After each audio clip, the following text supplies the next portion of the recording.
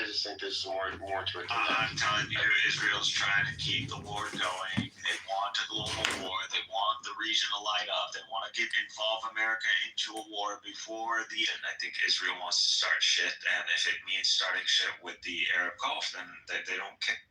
Okay, so you think America would be fine with Israel starting shit with the American Gulf states, which hold up the American economy? Which it's been since... Like, if the United States clearly isn't going to risk the petrodollar or the oil or the global trade, it's telling these Arabs, it's telling them that if you think my presence in your countries, it guarantees you securities from anybody except me, you're wrong. And so that's what it is. Israel can also threaten you if it believes that you, even though we are harboring these people, this envoy, these diplomats, at the request of the United States, at the behalf of negotiating on the behalf of Israel, that they can still assassinate, and they don't respect your sovereignty, nor do they respect that the United States is involved in the very process. So they don't respect that. That's the message that we got. So America gave Israel the green light on this. Israel completely ran with it, and now we're left like, okay, so what is the value? Oh, he left. Oh, you're there. Okay. Yeah, I got kicked off, and then I had to come back on. I heard you though. Like, what is the value of having this American military presence, and what's the value of buying all this shit? So it's telling the Gulf states that there is no value. Well, exactly. So now they are part of the petrodollar system. That why not move on to the petro yuan, which has been created? No. See, I don't believe the leaders in these countries have enough power to just do that. They don't have, nor are their wealth is set up for them to be able to do something like that. Just like a lot of their wealth is based on dollars anyway. So what happens if the Gulf states... Terrorism, I'm not meaning like an invasion or something. This is meaning the United States, Israel, you can think of regime changes. You could think of assassinations. That's all. That's pretty much it. It's that kind of... It's the case that everyone knows that eventually it is in their interest to move away from the U.S. petrodollar and the U.S. sphere of influence. But it's like, I forget this economics term, but the one where you have 50 mice, they all know that, okay, time to do something, they need to put a bell on the cat, but no one wants to be the mouse to do it. Exactly. Everyone is scared to be the one who jumps ship while everyone else remains on the ship. And you're in the jaws of the cat, so there's no... We always are. I mean, that's... In any scenario, we always are. Why would America then go and antagonize that system? If anything, they would try to make sure that it is fully protected. But that's the thing, Edward. I don't think America, or even American leadership, necessarily wants this. That's why we always hear conflicting reports from the White House. One moment, Trump is angry about what Israel is doing. Another moment, no, he's okay with what Israel is doing, right? Where there's smoke, there's fire. Clearly, there are people in the American government who are extremely unhappy with these decisions, and correctly, Jewish and Zionist lobbies is debatable. And it seems with each stroke Netanyahu pushes, every button he pushes, he seems to prove that, at least in his eyes, the Jewish lobby is stronger than the naysayers. I'll buy that. So you're saying that America knows that going after the Gulf nations would be against American interests, because it would be against the petrodollar scenario that they have set up. But at the same time, those people that know this are not the ones in charge and have the power. Yeah. Okay, that makes sense. That I would buy. That makes sense. I even think some of the ones in charge and have the power know this, but they also, know that they're in a sort of catch-22. Either they're in a catch-22 of where they feel they can't actually jump ship, or they're in a catch-22 of where do their loyalties really lie? Israel first or America first? Or because the thing is, the straight straightforward solution for America is just to pull the plug on Israel and say, okay, you can bomb whoever you want, but we just don't care. Well, I think they say you can bomb whoever you want, except these countries right here. Which would make sense to me. And I even thought of with maybe Venezuela, taking over Venezuela, replace Saudi Arabia, and I dismiss this because currently now we need the Gulf states and Venezuela, because right now we have high inflation in the U.S. and then that's a result of the U.S. dollar not being as circulated as it was before, because we have China and the global south who are not doing as much business in the U.S. dollar. They still are, but not as much. So replacing Saudi Arabia with Venezuela is not going to work. They need both Venezuela, Saudi Arabia, and the rest of the Gulf nations to counter China. Yeah. So this is on Hamas. Effectively, this does way more to U.S. interests than it does to Hamas. They didn't even apparently hit the guy that they were going after. No. Right. But you're going after those that you're negotiating with. So why would you bring all this diplomatic bullshit on top of you and show the world that they were right? Everyone was right. You're not looking to end the war. You're looking to genocide. This is what your objective is. Why would you make it so black and white for everyone? Because they don't care. Their survival depends on American involvement. So the Israelis are ironically also in a very big catch-22. They have no realistic objective from this war other than just to bomb because they're angry. The only way this ends up well for them is if the U.S. institutes regime change in certain countries that they deem hostile or otherwise organized to break them off.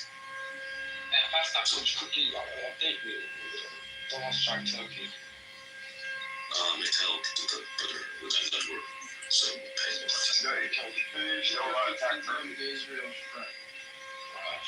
Yeah, and they're calling them dogs. It's funny, should do something. As guys. What? The dog should do something.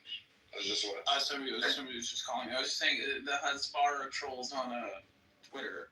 I put a link.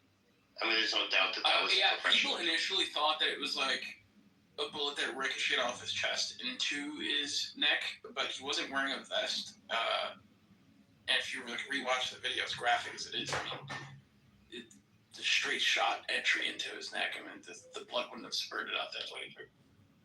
So they have somebody. There's a balance. There's a balance where he gets the shock wave, double right? impact. I don't know. They said it was the shock wave from the bullet. Regardless, that's not a survivable wound. He's dead, bro. That's a shot. It's not that hard of a shot. It's 200 meters. It's not even that long. Well, you do need to be at least proficient as a sniper. Even this much, I wouldn't have made that shot. Fuck, man. Dude, you can't even 30 or 40 feet away aiming. If you are not, a Marine could maybe 50 feet away could make that shot. Right. But if you got a rifle, it wouldn't take you 2 weeks. If you practice, make something like that from an elevation, from a high position, look it down, to shoot somebody in the neck. I want to debate on this. You have military training. To shoot somebody in the neck. I think it's I don't know. And it happened the day after, or the day. It's a good shot. The guy's good. He's clearly. It's not that hard of a shot.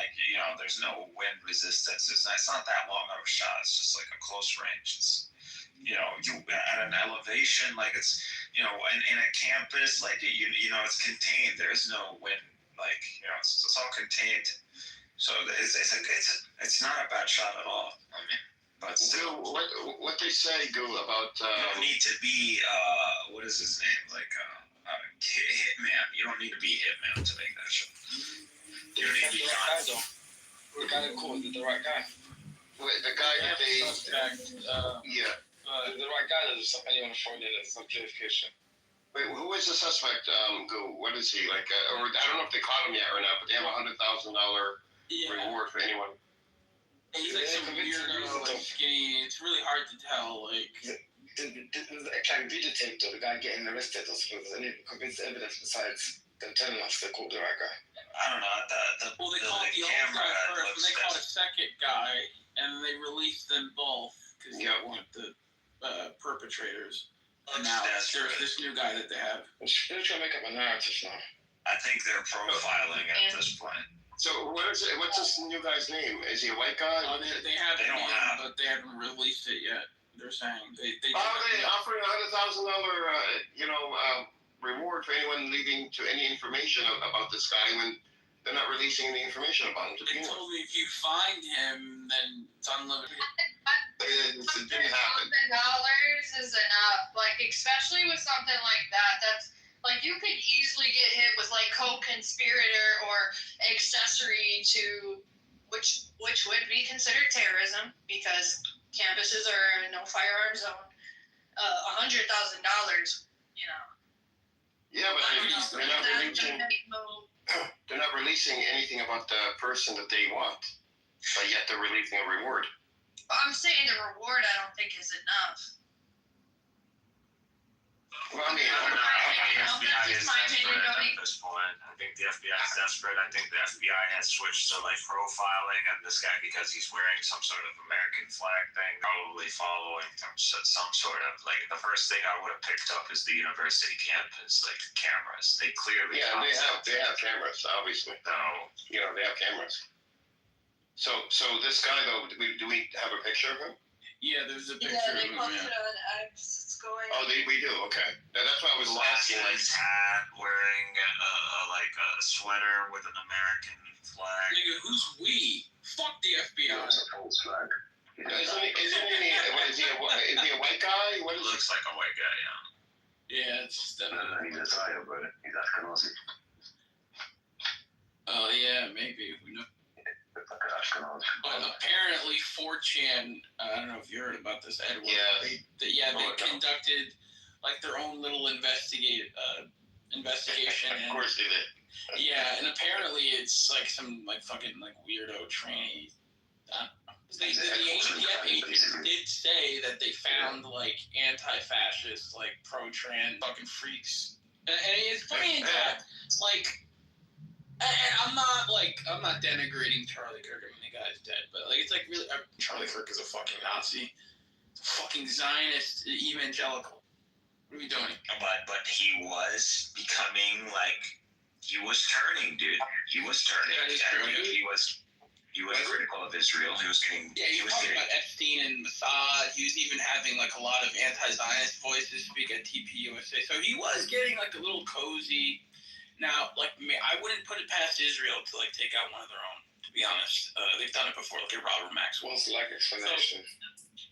Yeah. But the thing is, it happened happened the day after. I'm not saying It's the biggest right-wing organization that has the most influence on the youth starts to do a 180. I mean, come on. Oh, I don't know anything about Charlie Kirk. I tell you what, there is a representative who talked to Charlie Kirk about a new contract or a new talking points, new sexual affairs in America. That's what I think happened. And apparently all this money is all. I was confused. Because they say he's an Islamist or anti-Muslim, right? Islamophobic. Definitely. And he says anti-Semitic. It surprised me, though, if the breadcrumb trail leads back to that. Probably he was going to release the Epstein files. I'm saying I believe that he probably wants to jump on the Epstein file. He wants to get more edgy like Nick Fuentes because he realized he sounds boring, just spin out mainstream talking points. But when it comes to Israel, this guy was not anywhere close to anything anti-Semitic. Not because he's loyal to them, because he's fucking scared of them. He was a coward till the day he died.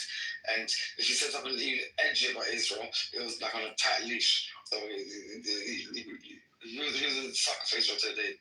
Yeah, and this is not a defense of like any of the Zionist crap that Charlie Kirk used to spew, but I mean, Yeah, I didn't even know who Charlie Kirk was, bro, until he died. Really? That's shocking. He's been pretty influential. That's weird. Wait, can you repeat that? I didn't hear it. He said he didn't really know who Charlie Kirk was until. I didn't either. I'll be honest. I didn't know who Charlie's kind was meant to make our generation think like our parents in the U.S. specifically. So if you're not like in your early 30s and younger in America, you're probably not going to know that much about Charlie Kirk. No, I'm 48, so I don't know anything about Charlie. I didn't know anything about. And he got something like, oh, okay, well. I know about Andrew Tate more than I know about this guy. You know, me too. It does appeal to a broader audience than Charlie Kirk. Like, part of the reason why Charlie Kirk is so maligned is because, like, my generation is the one who, like, or I guess just before me, is the one who kind of realized that, okay, a lot of the stuff we learned in school and in the mainstream media is kind of, propagandist bullshit. Charlie Kirk, given his worldviews, embodies all the propagandist bullshit that, like, people despise. Right, like Pat Day is actually the one who kind of broke this down about why a lot of people on the right, forget people on the left, but people on the right despise Charlie Kirk because they view him as just like a shill of like the mainstream, Zionist establishment. That's how you know that these leftists who like call him a Nazi are completely fucking out of touch with like right-wing politics, because the far right that they paint as the enemy actually hated Charlie Kirk. Considered him. They call everybody a Nazi, though. A race cock and all this stuff. Yeah, the InfoWars co-host Harrison Smith said that he had spoken with someone who was like very close. You're breaking up. Broke up suspiciously. That's what I was gonna say to you as well. Yeah, Can you hear me? I think. What was the last thing you guys heard me say? That's it. This is the thing. Okay, Charlie Kirk or something. Yeah, I said that Harrison Smith, who's the co-host of InfoWars, said that he had spoken with someone who was close to Charlie Kirk. Although it's a secondary source, he did say that Charlie Kirk was deathly afraid of criticizing Israel or stepping on a line in that regard. And he thought he was being hyperbolic. Like, he was just like, oh, they're going to kill me. Like, as in, like, they're going to, rip their funds away or whatever. But I think he was, and now we see, if this is the case, right, that might be the case, so. I won't be surprised. Food for thought. Again, I can't prove any of this. I'm just going by what people have been talking about, so. Speculation. I was surprised because that guy was funded by the Zionists from day one for his career. So if he was to debate for them, I see the emotional reason for his boss and created him, and now he's trying to run away from us. So I can see the emotional reason as to why they would do it. And Ed, I also say to you, for me, the reason you don't know this guy is because I think he's an industry plant. He's basically astroturfed. He's fake. And he basically got forced into everyone's timelines. That's what all of us know him. He's very unimpressive and just like spitting out the mainstream talking points, saying nothing creative. Well, the thing is, My timeline is all AI and He did own those fucking libtards. No, but that's the thing. The reason why people know Charlie Kirk. No, I think Patrick Ford did a bad job. No, but that's what I'm saying. I don't think Charlie Kirk said you won't be able to find from at least like irrational people in the U.S. Just American university students. Yes, yeah, that makes sense. I think it's also industry plant. He was definitely boosted up on the algorithm, his funders. He's definitely had to push. He's not like other people organic with his team that come up with an authentic journeys. This guy's an industry plant. Well, yeah, I mean, he was, TPUSA was bankrolled by the Mercer family and Koch brothers, Betsy DeVos, all these, like, Fortune 500 billionaires and, like, These are the same people who are opening settlements in the West Bank, getting houses there. This is an Instagram thing, a clip that I saw of his, and he talks about like criticizing Israel. Yeah, he got seconds. Yeah, he got chewed out for interviewing Dave Smith, who's like a libertarian, like anti-Zionist Jew. Mind you, Dave Smith is, again, he like mildly criticizes Israel. It's not like, hey, like it's the Jews and they're controlling the media. Doesn't attack Israel from that angle. I'm just saying, he looks scared. He looks scared. Yeah, absolutely.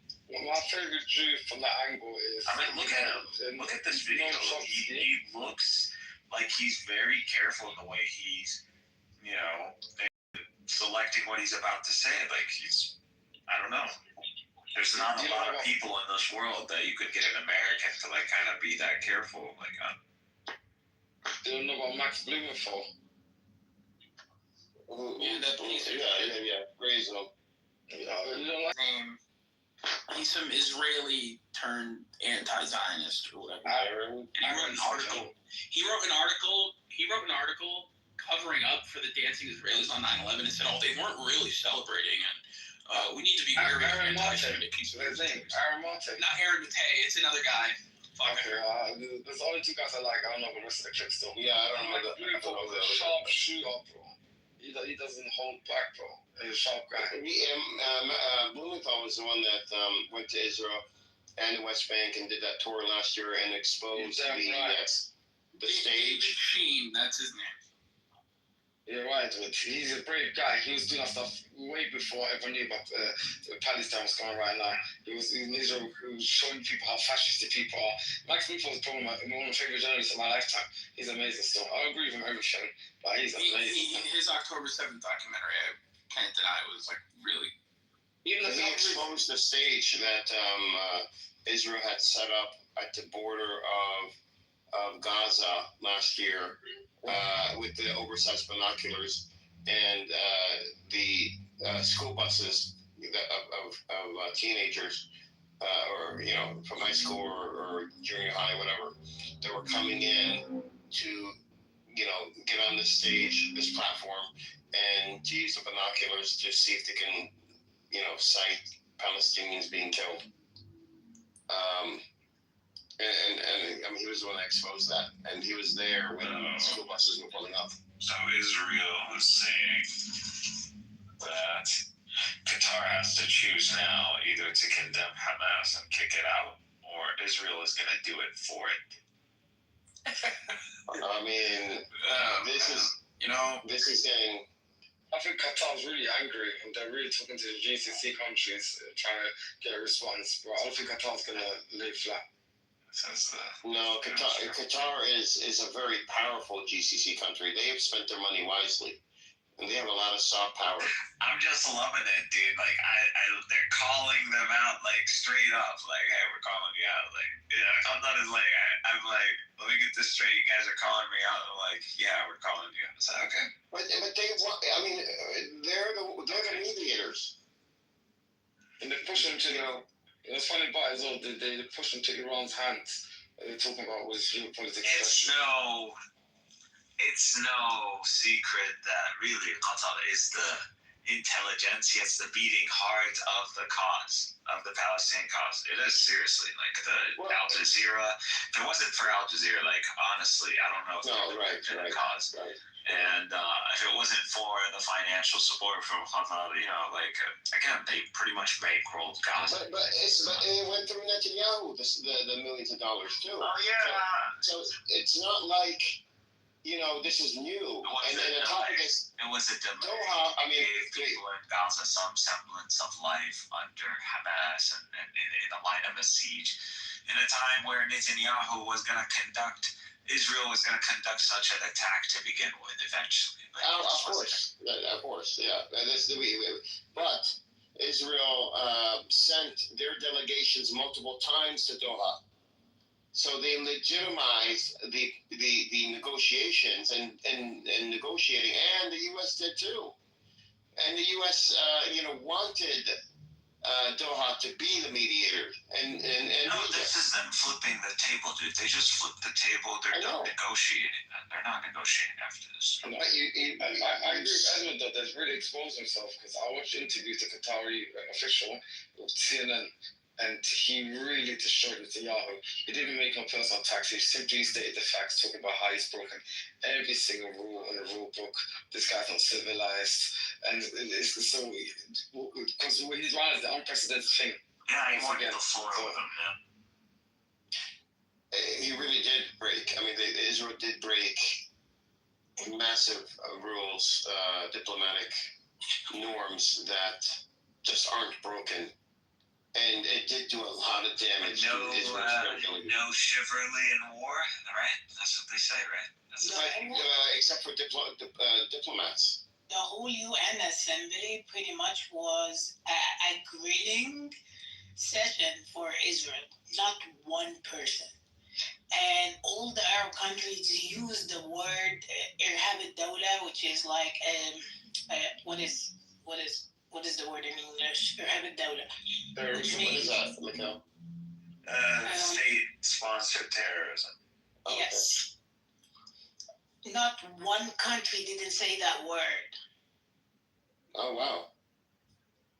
Yeah. From Qatar to Kuwait to Pakistan, even Pakistan came out and like kind of shitted on Israel at the end. And dude came out, the Israeli representative, and he said, "What are you talking about? Like America came and assassinated a king Qatari at any position it would take. All the GCC, Yeah. behind it. Totally Egypt as well. Like it's. I mean, thank you. Israel is a risk, and if the Arabs thought that America is going to contain Israel once it implodes, no. So Israel's like, I'm not going to go down. I'm going to implode, and I'm going to take a lot of you guys with me.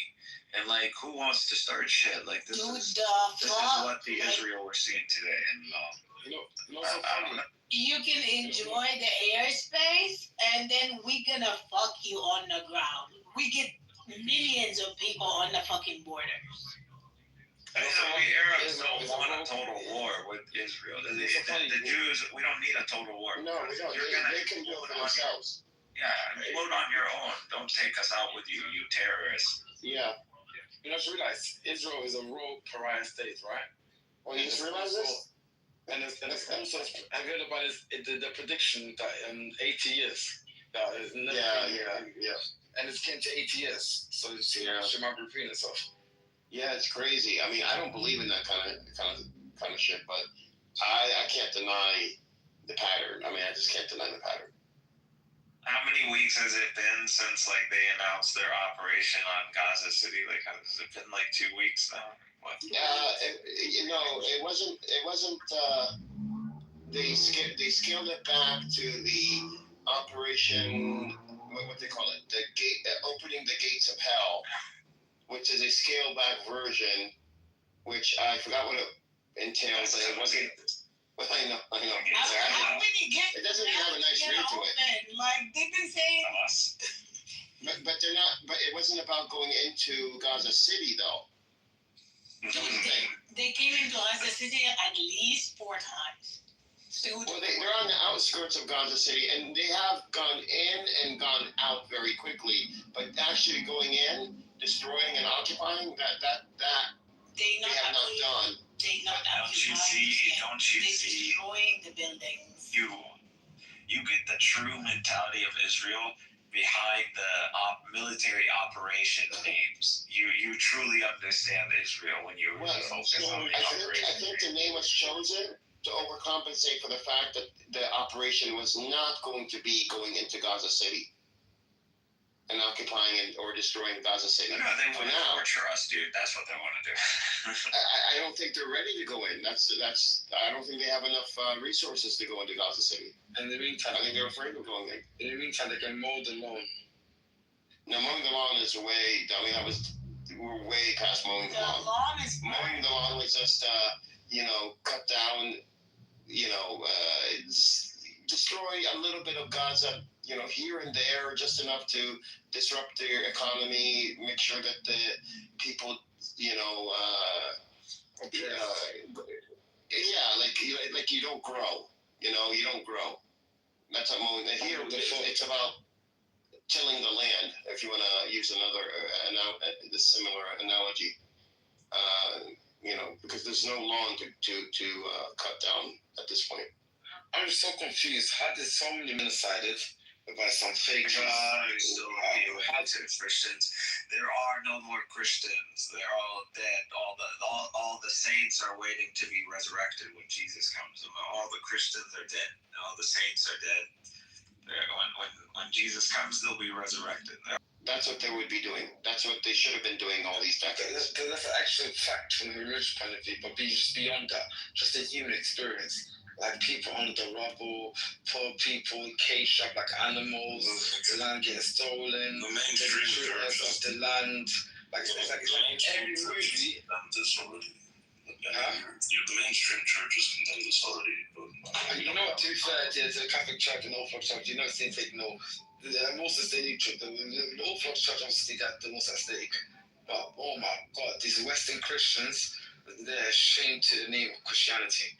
There are no Christians. I felt like, yeah, dude, you're talking about this very specific subset of Even in England, the Church of England and whatnot. You can't say Western. The Church of England. You can't like this evangelical Zionist so-called Christianity isn't normative in Europe as it is in the United States. So you can't say Western. That's a miss. It's a Western America. The Church of England and the churches it's in communion with, some of them have literally adopted BDS as official church position. But none of these people have military power, economic power, military might. All of that is concentrated in the hands of the evangelical. Evangelical, well, he's made his worldview clear. Dispensationalism, cockery, Jews are God's chosen people, cockery, and all sorts of other heresies that expound, so. Was David Smith, real quick, was David Smith, did he run for president last year? Was he the guy that tried to run? No idea. No. It was I think he might have. I'm not sure. He was on the Secular Talk, and they were interviewing him, and he was running, and he was talking about, some pro-Palestinian stances, and everything, and then he got into how Jews are the victim, we're victims, and then Secular Talk, what's his name, Kyle Kalinske, he got on. Yeah, I know, he wasn't a Zionist, that's the thing, that's why they had him on. And he was doing good until he started talking about how Jews have been victims, and they're the victims of I forgot how he put it, but yeah, this is why I'm wary of anti-Zionist Jews, because they still reaffirm that narrative, that victimhood narrative. Yeah, they're insufferable. I'm going to find the point when Western Jews, evangelicals to be specific, yeah? But they make a mock of themselves. I see video of them in Israel, some rabbi, and you say to his pastor, whatever he is, you know Jesus, he's a Jew, you know that, right? We're Jews. You should not worship one Jew, you should worship all Jews. And the pastor, the Christian guy just nodded his head, trying to be polite. Anything. It's going to be like the days of Christ. If Christ is preaching a message and you believe in him, and you go and you participate in corruption and death and hedonism and all of this, are you truly a follower of Christ? That thing is gone. They've abandoned the churches. They don't follow any of the churches anymore. They rebelled against them. It's funny, Western Christians claim Islam is incompatible with the West and incompatible with Christianity and their values and stuff like that. If you actually see a picture of Jesus in the church, he looks like a Muslim bro. He wears a fold up kameez, he's got a big beard. Well, that's they rebelled. They rebelled against the church. This incompatible, and we're alien apparently. This incompatible trope that's been out for years started dissolving with the right on the right here in the U.S.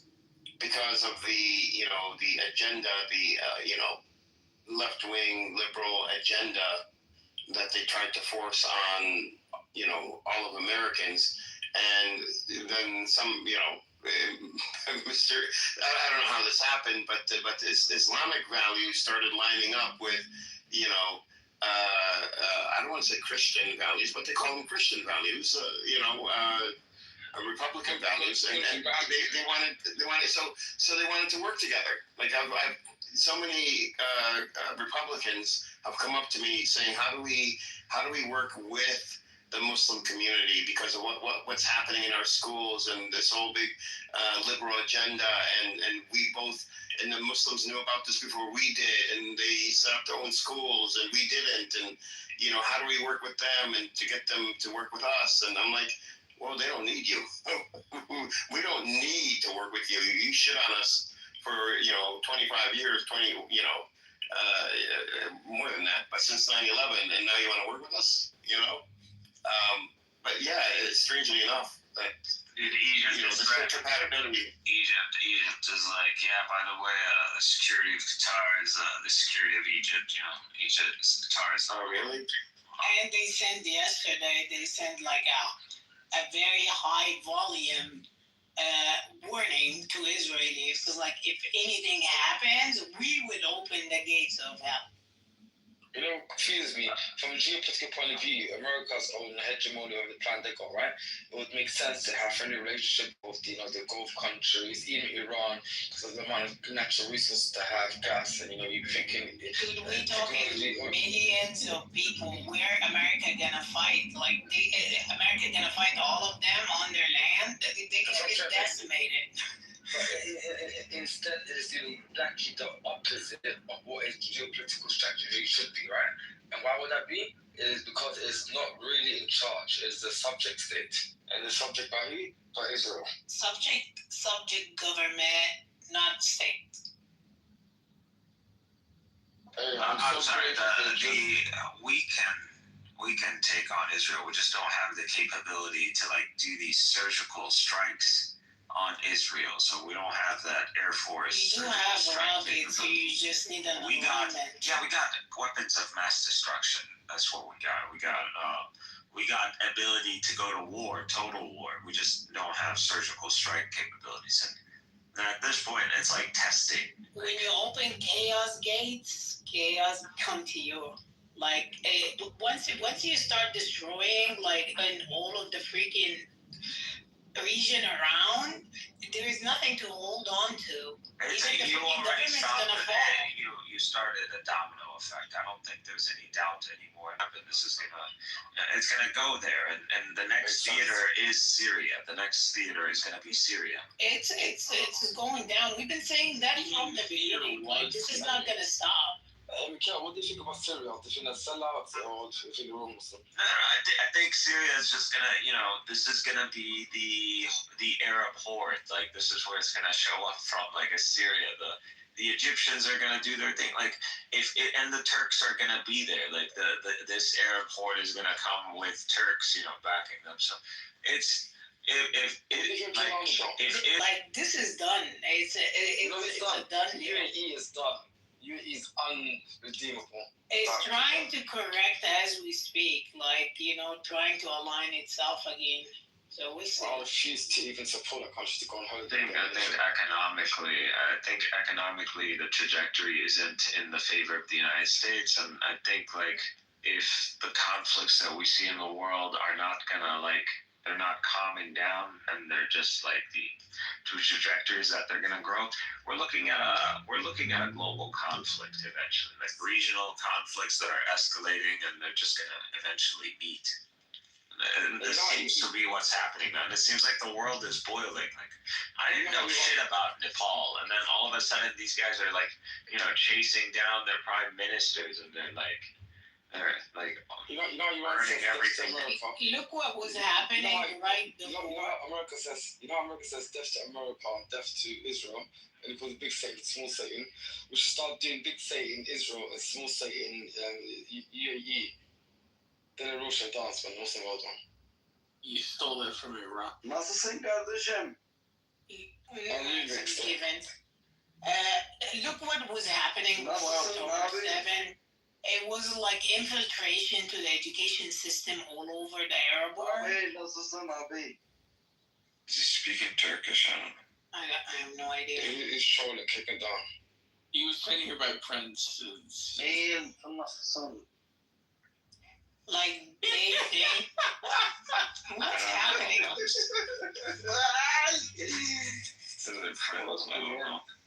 Hello guys, you right? So I'm from Turkish, guys. Okay. Are you Muslim? No, I'm not Muslim, bro. Oh, that's strange. What part of Turkey from? He's the camel. Do we speak Turkish here, man? I don't care. Like, even if you're a Kemalist, like, you should be on our side too. Like, at the end of the day, like, Israel can't have hegemony in this region. Like, Israel isn't going to fuck bully Kamala all of us. Hitting you directly now. They're like calling Turkey out. Like, what are you gonna let this happen? You love Turkey. You love the country. Okay, so here's they are all about. Okay, both sides.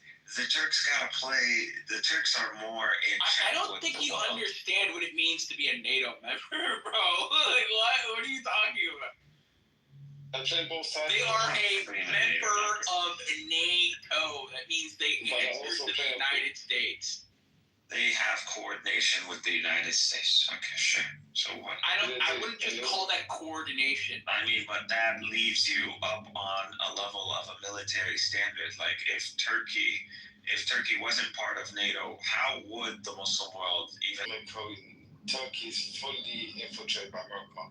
Dude, your jets are your jets. You build up your drones. You got tanks. Like, this is a military. It's not like the Turks never lost. I mean, the Turks never lost their military doctrine. That's so much that the Ottoman military doctrine was never lost. Like, the Turks are a continuation of a military mind. Not only are they a NATO member, which means they are beholden to an institution powered by the United States.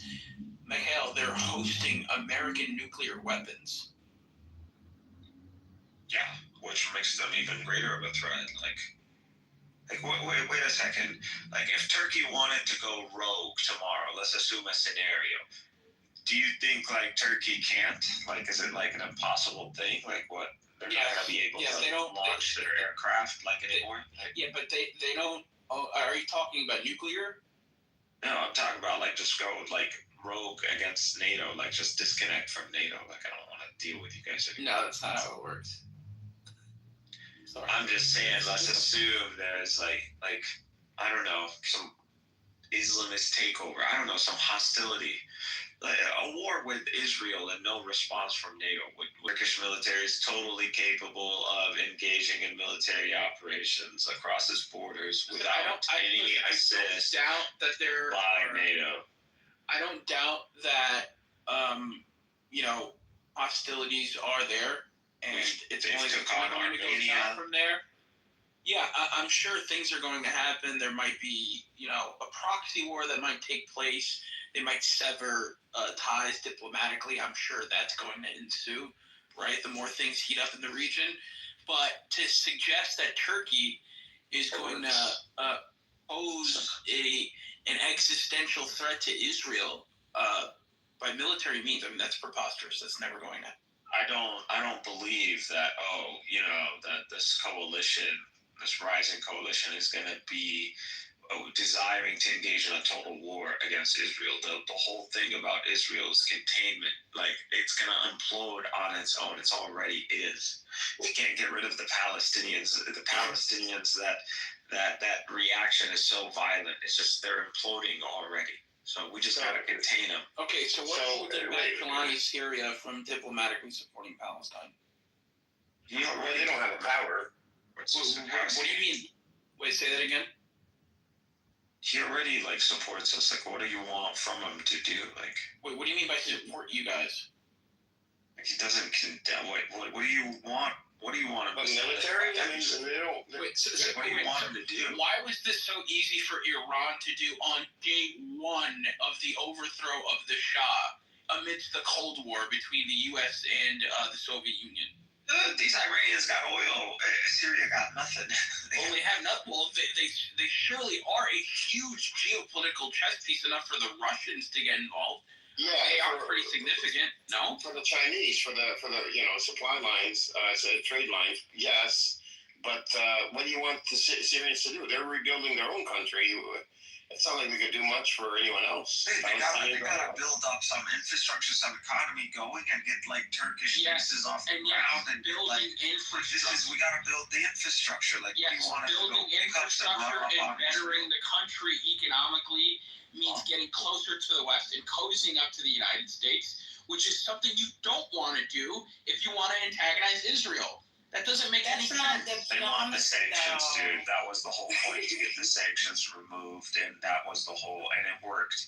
So now it's just about building. It's about building a Turkish military presence and infrastructure in Syria, and that's getting bombed, man. Like, this isn't easy. So not an easy job. This is a 3D chess move, is what you're. Yeah. This is a build-up. This is So an when encroachment. Jelani talks about building a Trump Tower in the middle of Damascus, this is all about getting closer. This is Yeah, exactly. This is like, look, what did I think Qatar do for? Hold on, what did Qatar do? For Trump, they gave him a 747. Why?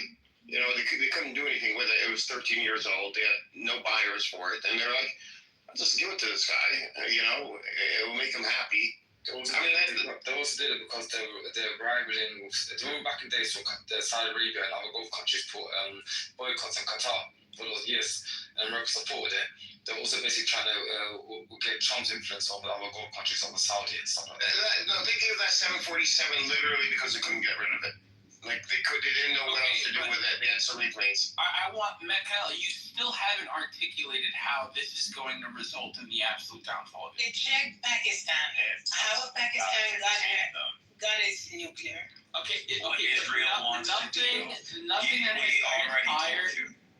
Nothing that has you. transpired since the fall of Assad up until right now, in this very moment, That's less shows than a that year. they're pursuing a policy of containment. Let's worry about it. We don't count it that way. The West way of thinking is different than the East. Totally different. It's just strategy, bro. At the end of the day, if Syria ends up going, you can't say that. You don't know what's going on in the minds of people who are governing Syria. You can't say that. Why are you stuck on Syria though? I want Syria because Syria played a huge role. The fall of Assad and the arming of rebels in Syria, facilitated the isolation of Iran, which is beneficial to Israel. What you guys don't see, you think that this is some sort of Syria would be a much greater threat to Israel.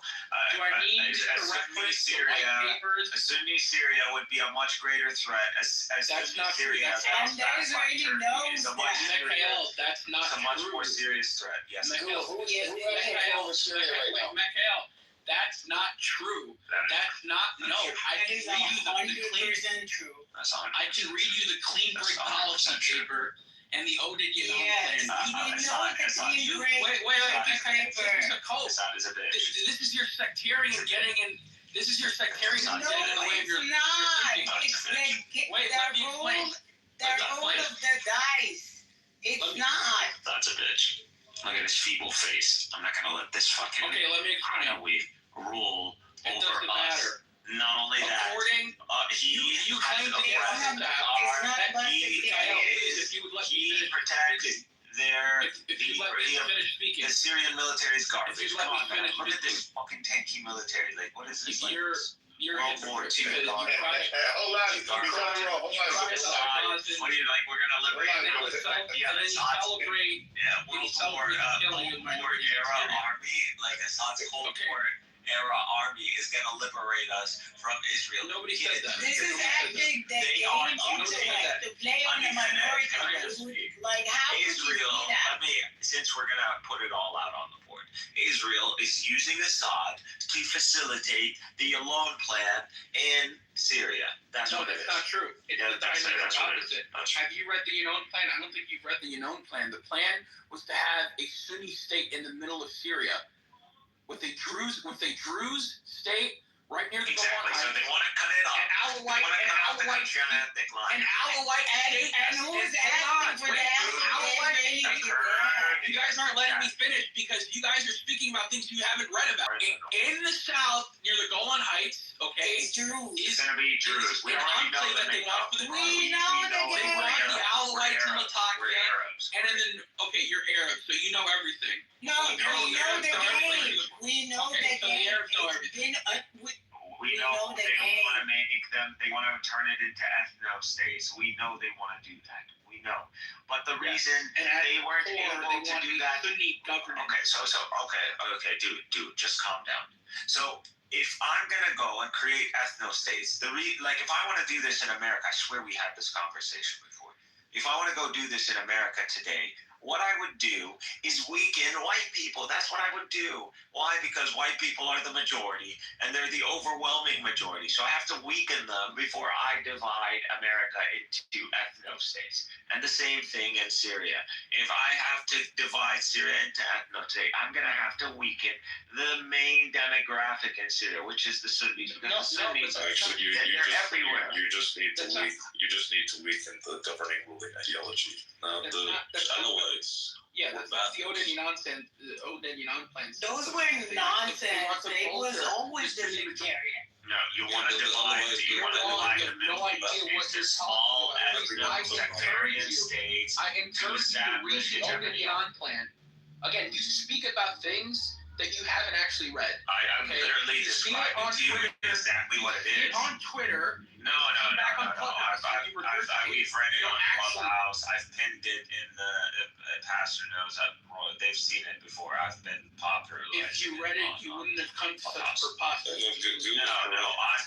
It literally is dividing up the Middle East Yes. into sectarian ethno states, where Israel can establish hegemony over all these smaller Yes, they states, want to and balkanize establish, And- And they want the ruling majority in Syria. And enter that there's no Arab. Sunni authority. There was Sunni control power. That's why these guys stay in tow. So the only way to go and divide all this region up is to weaken Sunni power. That's what it is. No, And they so want that's what they're bolster. committed. Assad's been doing that. Whether So you if like it that or were not, the that's case, the fact. if that were the case, why did the United States support the Islamists in Syria against the Syrian government?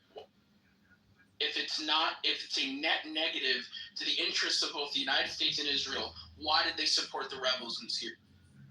There was a push. So in Syria, there were several groups, and one of the ones that have been pushing is a group that was backed by Saudi Arabia. And yeah, maybe they wanted that one to rule over Syria. I'm not sure exactly where they wanted to go with Syria.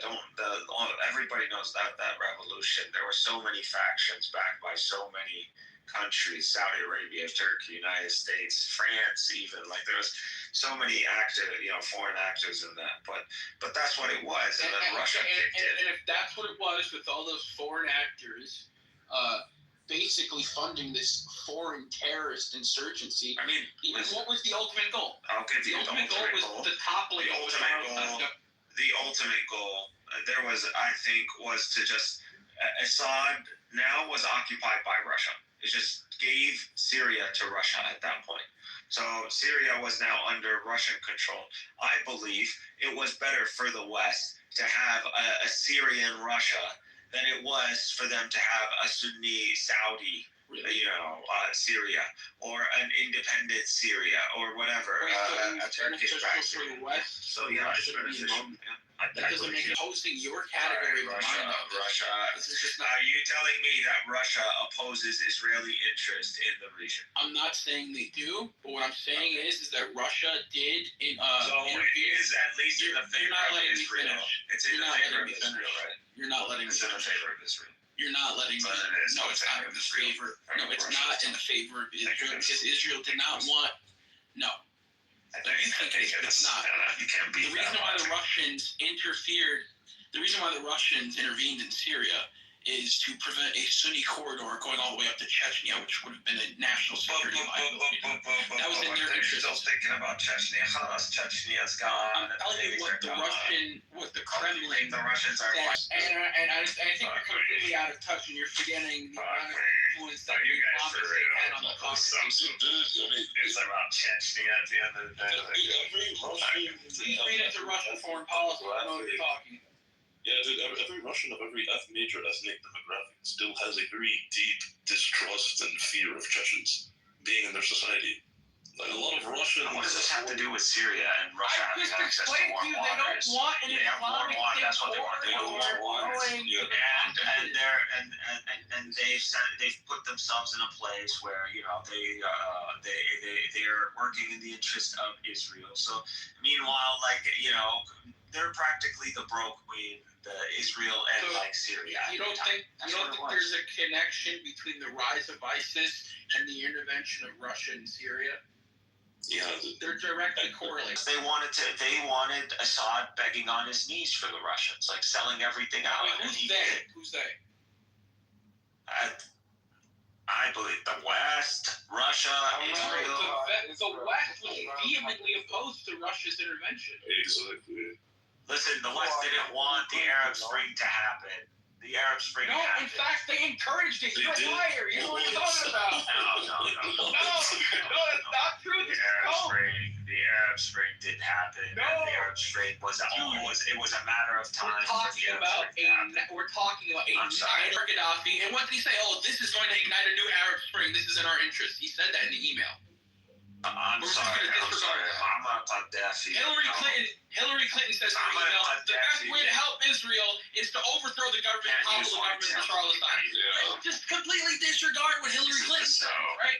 Hillary Clinton, the Secretary of State under Barack Obama, doesn't matter, right? This is part of the acid wash the emails, right? That doesn't matter, right, Mikhail? Because again, your sectarianism is getting in the way of your mind. Let me tell you. So there is the Arab Spring, and then there's the counter-revolutions, and then there's those who wanted to take advantage of the situation for their own agenda, which obviously the United States and the West. And so the Arab Spring is naturally there are people that, again, this is one nation. Like, regardless of Libya and all you see these borders, at the end of the day, it's all one nation. It's all one people. And eventually what is in one region is going to happen in some other region. And everybody was already fed up. It was only a matter of time. And so he's a failure, regardless of what he did. He's a failure. It's funny how your foreign policy... And you knew they were coming for you regardless. What's funny how long? But let me finish. What's funny to me... Wait, hold on. I just want to say one thing. I have to make this point, because I need this room to know this. Is that Sunni Muslims typically always somehow, in some way, shape, or form, always align with the United States and Israel when it comes to their foreign policy. Do we want It was Al-Qaeda. Do we want These World were the War same III? terrorists. Oh, it And look, depends on the scenario. and you have to understand. Do we want World War You III? have to understand the timeline. You have to understand the timeline.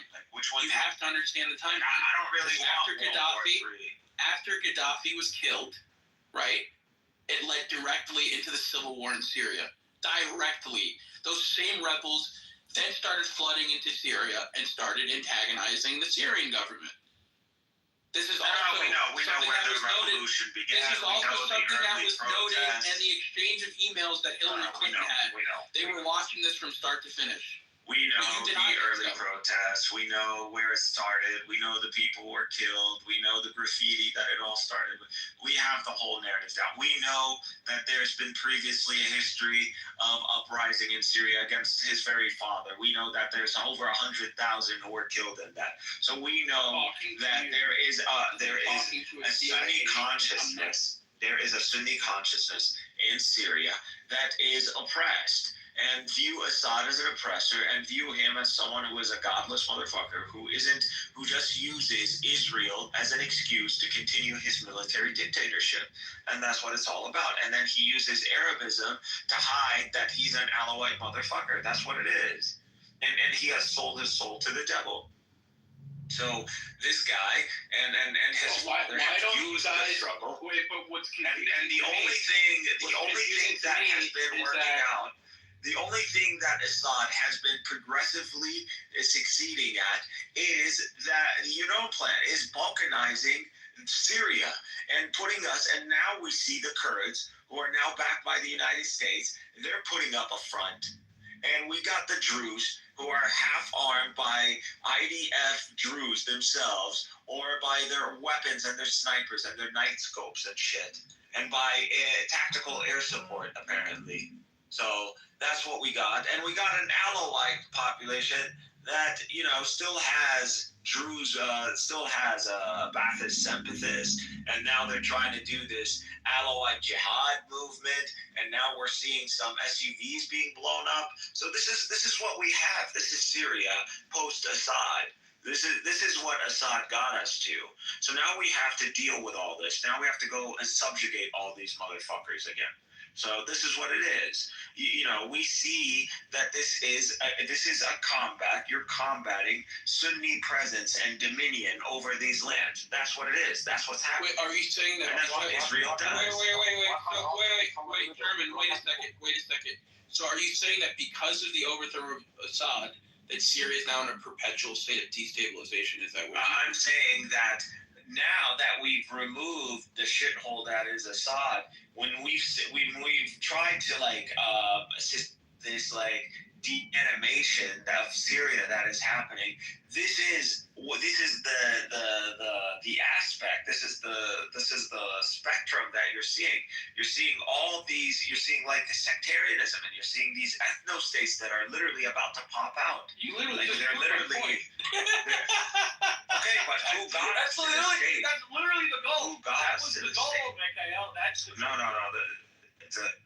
Assad should have Syrian society shouldn't have been shaped like this. The Syrian society itself has already been antagonized, and this antagonism comes from the Assad regime itself, yet alone from the historical understandings we have with these groups. These groups do not want our interest. They have genuine animosity towards Sunnis, man. It's just a fact. The Alawite and the Druze will stab me, bro. They'll literally eat me, and they'll put me in their stew, and they'll have a good time doing it. Don't feel the same way. No, I'm sorry. You see the Druze right now. Oh, You see the Druze jumping. Yeah, You see these the motherfuckers only jumping thing is when across you the are a Israeli traitor, border. dude, when that happened, Druze when are actually motherfucking that happened traitors, for the bro. sake of what they believe. They're not even Arabs. They lie, dude. Look at them. I swear to God. Now, go to Ra. Go to Ra. Paternal haplogroup. Paternal haplogroup Druze. They're all So you believe it's okay to ethnically cleanse them on the big? Not raising all of Israeli them. flags in Sueda. They're raising Israeli flags in Sueda. They're Yes, jumping that's one sector. they're It's not the jumping whole across the Israeli border. They're jumping across Druze in Israel, Arabs who are supposed to be Arabs, This is jumping utterly across the Israeli meaningless. border, going This is participating utterly in meaningless, terrorism. and I'll tell you why it's utterly And meaningless. And you see Druze arming and accepting arms and calling for Israel to come and take over If Sueda. you're going So that's to what we have. So if you're Arab hoisting, and you're betraying going to Arabs, say- what should we do with traitors of their own kind? Okay, What should look, we do? listen. Yeah, I remember the law for that is you colonize it. You cull them. You cull them. That's exactly what you do. So if your line in the sand is hoisting an Israeli flag, then I have some news for you about the Free Syrian Army. Anyway. I'm sorry, bro, you're gonna come and tell me I don't care. What leadership do I care about? At the end of the day, I don't know any of the leadership. All I know is that this Giuliani guy managed to get the shit show that was all these Islamist factions into line and got them to obey and align themselves with Erdogan, and they got something done. And that's what, and I measure them by their accomplishments. And I might not necessarily trust, I didn't trust Giuliani at the beginning, but I trust that he's done enough that he has a record now. And so far, I'm going to judge him based on his record. But I've trusted him again.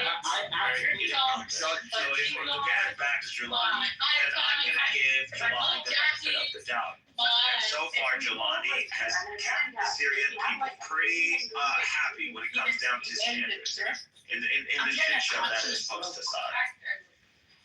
Everything I know about I don't know why this person's on. But yeah, I think Giuliani, what I expect from a post-Assad Syria, he's done. He's done with flying colors, and he's been very patient. Giuliani has been very patient, and he's giving them, and it's all about build-up. There is a build-up, and the Israelis are bombing these depots. These are Turkish weapons. These are Turkish depots that these Israelis have been bombing recently, right before this Doha attack. The Israelis know what's up. They all know what's up. So the Israelis know what's up, and they just said, fuck the negotiations, fuck you, Qatar, and fuck you, Turkey. We see what's up. Like, this is what they're going. The Israelis are calling us out. They know what's up. So we know what's up. Everybody knows what's up. I think let's just say it. You know, we're coming for each other, and it's going to happen. And if it's going to happen in Syria, if it's going to happen it's happening. They made their choice, and it is. The Syrians are not going to live in misery. They're not going to live under the hegemony of Israel. They are going to do something about it. Come do something about it. And Netanyahu, keep doing what you're doing. Good luck. We love it. I believe there needs to be a fire under the asses of a lot of these Arab leaders, even under Erdogan, even under the Egyptian military. There needs to be a fire under our asses.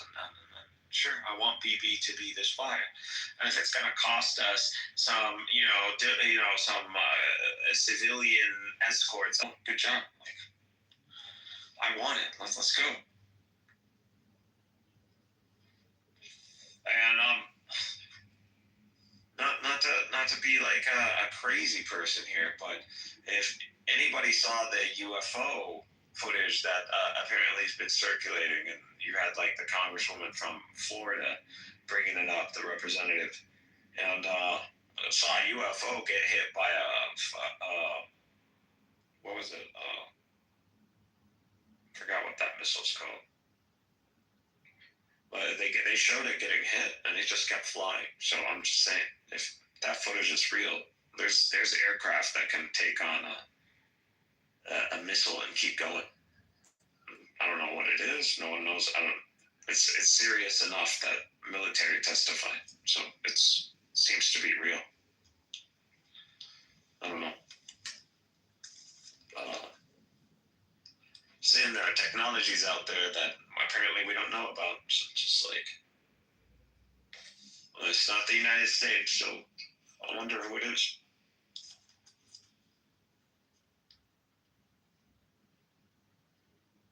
I wonder who it is.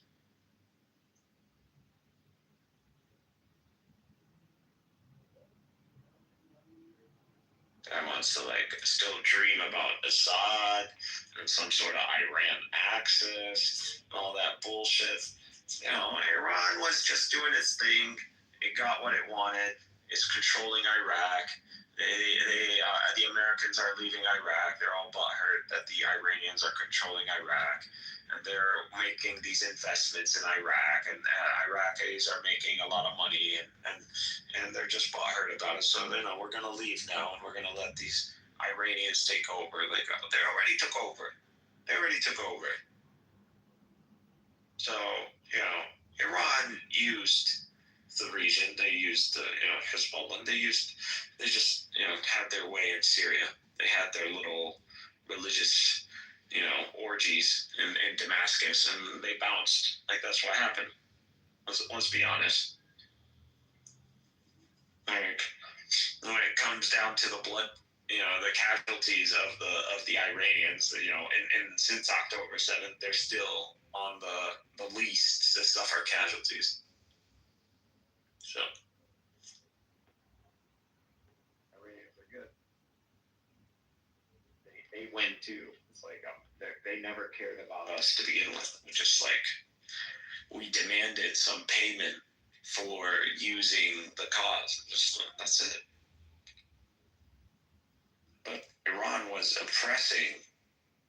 It was actually in the favor of Israel, destroying Sunni countries and spreading sectarianism and violence in these countries. This serves Israel only.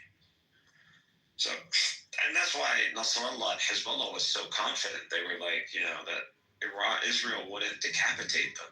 They were so confident because they felt like, in a way, they were doing Israel's job. At the end, an enemy of my enemy is my friend, right? That if you decapitate me, like, you know, the Sunnis are going to push in, right? And Turkey's going to push in. Like, someone really thought like that you could, like, Israel would not be that stupid.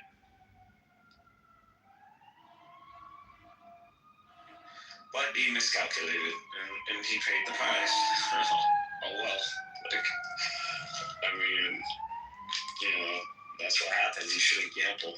Like, someone gambled. Like, I thought he was supposed to be some sort of imam or something.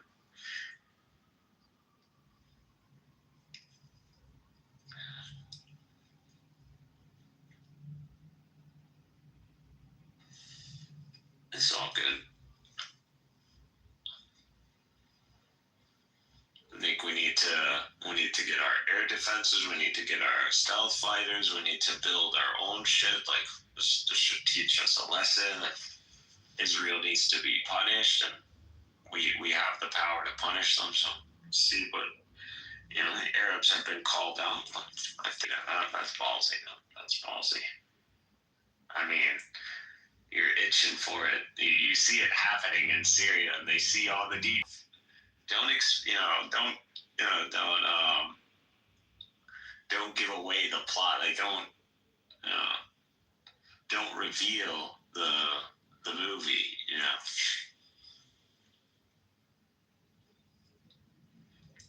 no spoilers. Yeah, there you go. No spoilers. Like, don't spoil it. That's supposed to be something for like 10 years from now. Like, it's like they just want to rush it. Like, you know, which I don't blame them. Like, at the end of the day, what are you gonna, if you stop the war, then Syria is just gonna build up. It's gonna build up all its weapons. Syria's gonna just build up all its weapons because there's no war. You gotta respect the borders of the other countries and all that. You know. And then what? You're just going to watch Syria at a distance just build up its weapons and build Turkish military bases and infrastructure and, like, start flying 4th gen and 5th gen aircraft? Like, is Israel just going to sit there and watch that happen? Of course not. Of course it's not going to sit there and watch that happen. Don't be stupid. So, the Jordanians, like, don't get involved. I mean, at this point, like, Israel attacking Qatar is a good part, but, like, you know, maybe we can press the Israelis a bit more using the Egyptian military. I don't know. But if we're just gonna rely on, like, the Syrians, I know the Israelis are not gonna let us. Like, they're just gonna keep going. They're gonna spread the war to Syria. So. And if the war spreads to Syria, like, it's just Turkey's gonna have to get involved. So it's inevitable. It's inevitable. Like, we're facing a global war, and Israel isn't gonna take the L. So it is what it is. I think this strike just proves it. Like, Israel's committed at this point.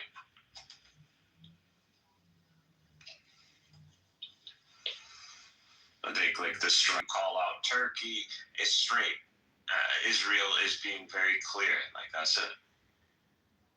Israel's being very clear on this. If you guys don't want a regional war, you guys submit to our demands. Which is kind of what Edward was pressing earlier, kind of thing.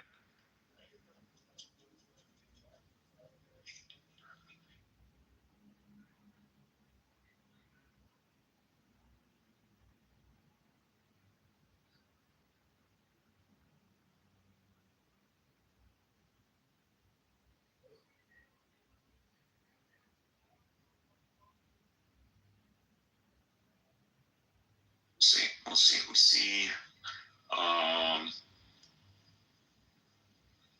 Obviously don't want to be frantic. They don't want to rush it.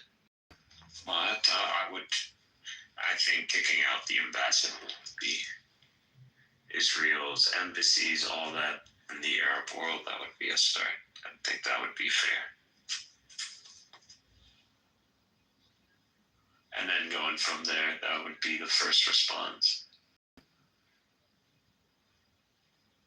I just don't think Qatar is going to let this slide. I don't think it's going to. I think I think people underestimate Qatar a lot of times, and they forget that Qatar survived like a siege by other Gulf nations, and they brought Turkey into Qatar, and they've have a pretty modern air force when it comes down to Russian gas.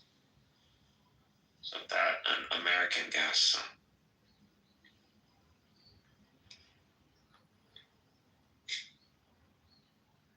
Qatar has quite a few cards to play.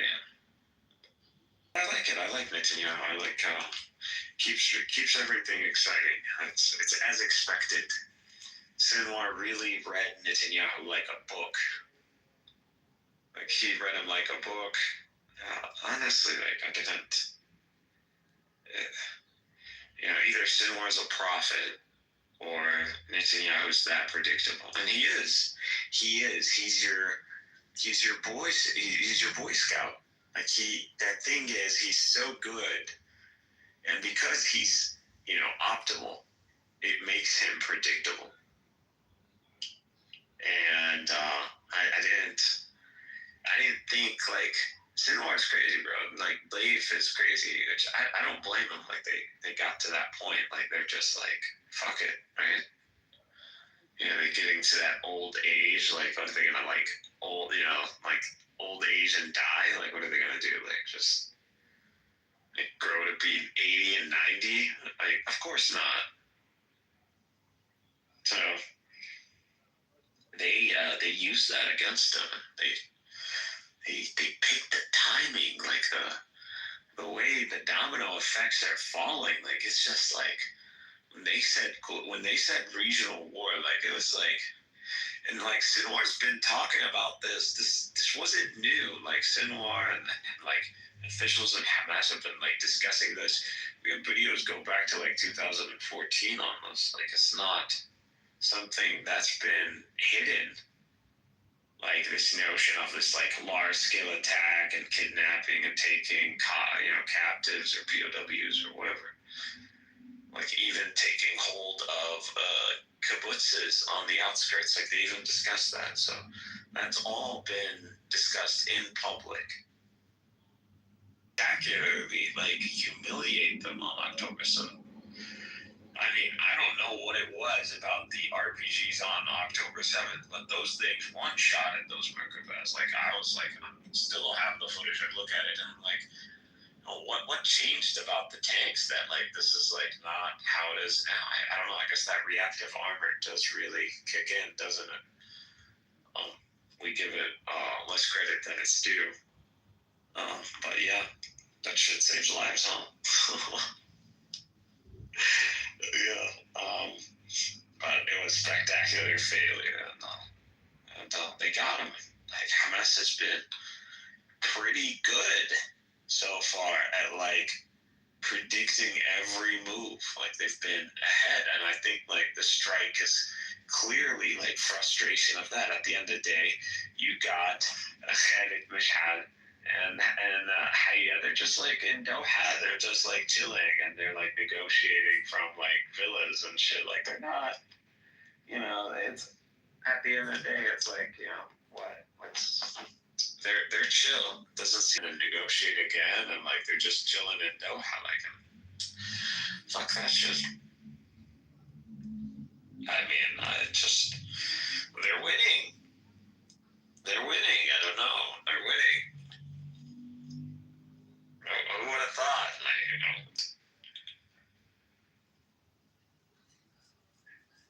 They're sophisticated, right? They got it down to a formula. Listen, in Gaza, there was a very popular game we played, and all the top kids, like smart kids, and it was a skill. Like we would go to cafes and we would play strategy games, military strategy, and it was Command and Conquer Generals. And in Command and Conquer Generals, there are only 3 factions. There's the Global Liberation Army, which represents the Muslim Ummah. Like literally, it's the Muslims. And then the United States of America, and then China. There's not even a European faction. Like it's just like that's truly what it is. And we're in this game. The game is a world war, a global conflict where China, the United States, and the Muslim world are interlocked in this war. And in this game, the GLA doesn't have an air force. You don't even have an air force. So you're fighting, and the tactics are tunnels. You use tunnels, you use mass mobs, you use like garrisons and buildings, biological for at least like the 2010s. So it was a very popular game, by the way. And they've been playing this for a decade, like over like 2 decades now. So, when I see what's happening in Gaza, it reminds me a lot of that game. I see like the tunnels and the hit and run tactics, and it's just like the back of the pickup trucks. Like that's a unit you actually buy in that game. That's your first unit. You spam that unit a lot. Like you want a lot of, these pickup trucks because they're very mobile and fast.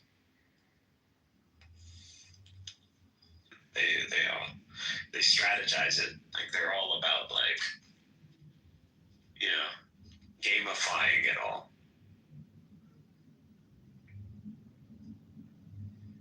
And I mean, we have your strategy book. We've got the Israeli strategy book. So we know what you did in Lebanon. So we know the playbook. We know exactly what you got. So we know that we're not going to beat the PLO. Like there's no surrendering. Like you're not going to surround the camps like Shalom did, and with the tanks. And there's no Christian militia, Maronite crazy heads that are going to come in and do your dirty work. And you guys are too scared to do your own dirty work. So it's like you're checkmated.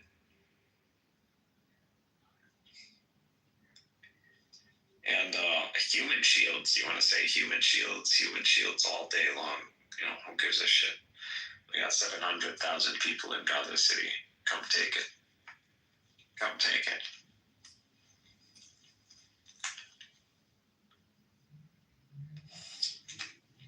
Come take it. Gaza City is where it's all at. That's where the business is. That's where the mind, that's where the heart is. That's where it's everything is Gaza City. You know that. You left it for last. You went through it, okay, but you didn't. Yeah, I thought you might have done worse, but I'm looking at it. I got to see some of the aerial footages and stuff. There's still a lot of Gaza City. It's hit. It's battle hardened. It's battle rocked for sure. Towers have gone down, but there's still enough there to recognize it. And there's a lot of people still there, and they're not leaving. And these are like the motherfucking stubborn people. These are the Gazans, and these are like the high-level refugee Palestinians who made it. So you're dealing with the cream of the crop. And, the military, like, just, you got people running up to tanks and just, like, dropping explosives in them. Like, how many times is that going to happen? Like, I mean, I'm already counting, so this is the 3rd time this happens. I mean, those 4 soldiers in Gaza, like, what was that about? Like, what was that? Wasn't that a waste of life? Like, that's America for that tank, by the way. That's like millions of dollars. That's like 4 people, and they're saying, right? You can imagine the man hours that's going to take to, like, peel these people out of that tank, right? Like, people don't measure all those costs. Like, when a military, like, they think a military is just like a bunch of soldiers with guns, and, like, they're like, point them that way. They don't know there's a whole, like, mini society running behind, and all of that is the military, and that costs a lot of fucking money. They don't know that.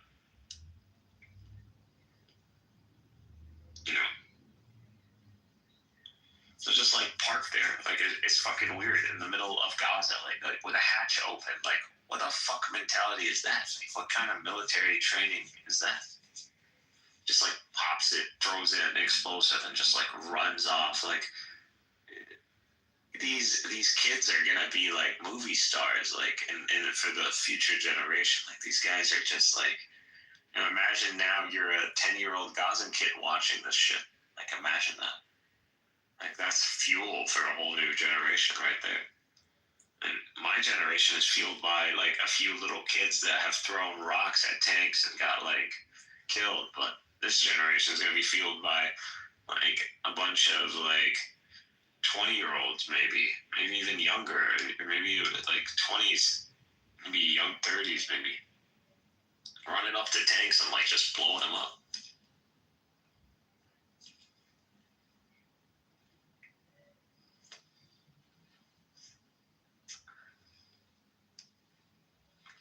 So, yeah. I don't know if this is what it means to have a Gaza. Okay.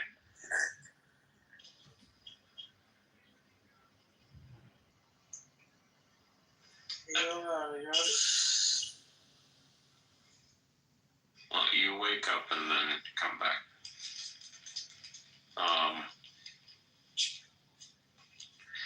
Yeah, well, unless Israel can really commit to Gaza, like I don't. If an operation in Gaza looks like you parking tanks and just leaving hatches open, then not gonna do in Gaza. Like, I don't know, maybe they're waiting to get resupplied with like bunker busters from America. I don't know, maybe they're not manufacturing them fast enough. I don't know.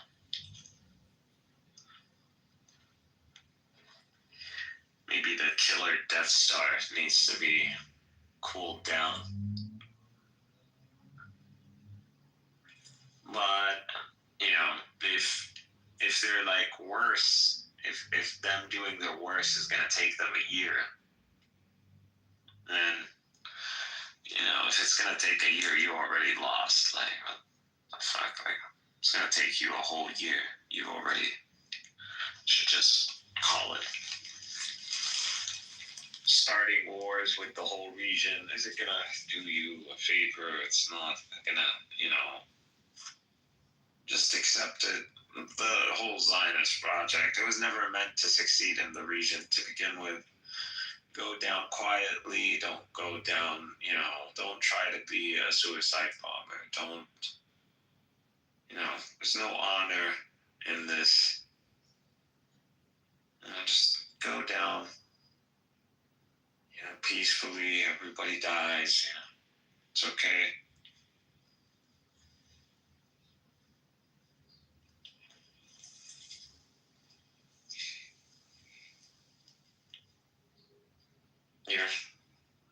You're chosen to die.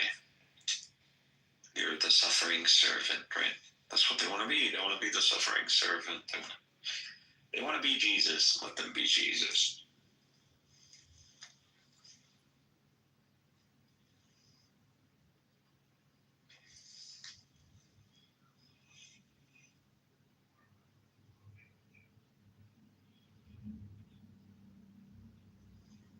The Jews have to suffer for the coming of salvation, right?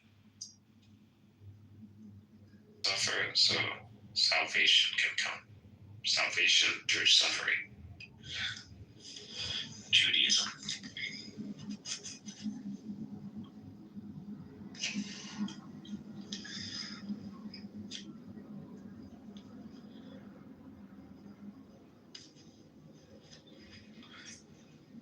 But I'm gonna suffer. I'm gonna make everyone suffer too.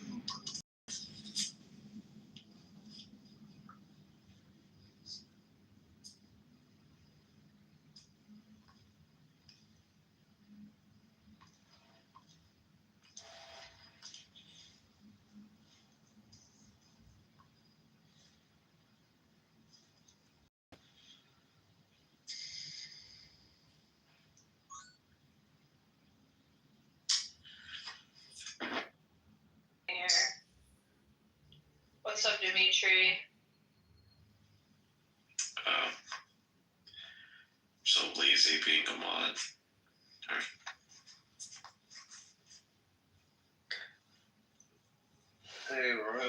Hey guys, how you doing? Well, Okay. I mean, Mikhail's doing most of the talking. I'm kind of sick, so. Oh, he left. Yeah, I'm not really talking too much. I'm kind of just listening because I'm not feeling great myself. Yeah, you're the sole mod now. Doctor, why don't you come up, bro? Dr. Omar. Hey guys, how's it going? Hello, Freddie. Hi, Burrell. I heard that you're sick. I hope you have a speedy recovery from whatever disease you have. I don't have a disease, but yeah, thanks. Anyways, right. This isn't my room, bro. No, it's the satire title. Royal, do you actually have a cow? No. Oh. Royal, that's not even you in the picture, I swear. No, that's her. That's No, man, this is an AI of me, bro. Okay. It's an AI, but it looks like you, right? Yeah, I'm not gonna post pictures of my actual face. No, of course I understand that. Of course. But, like, this is very much how you look like.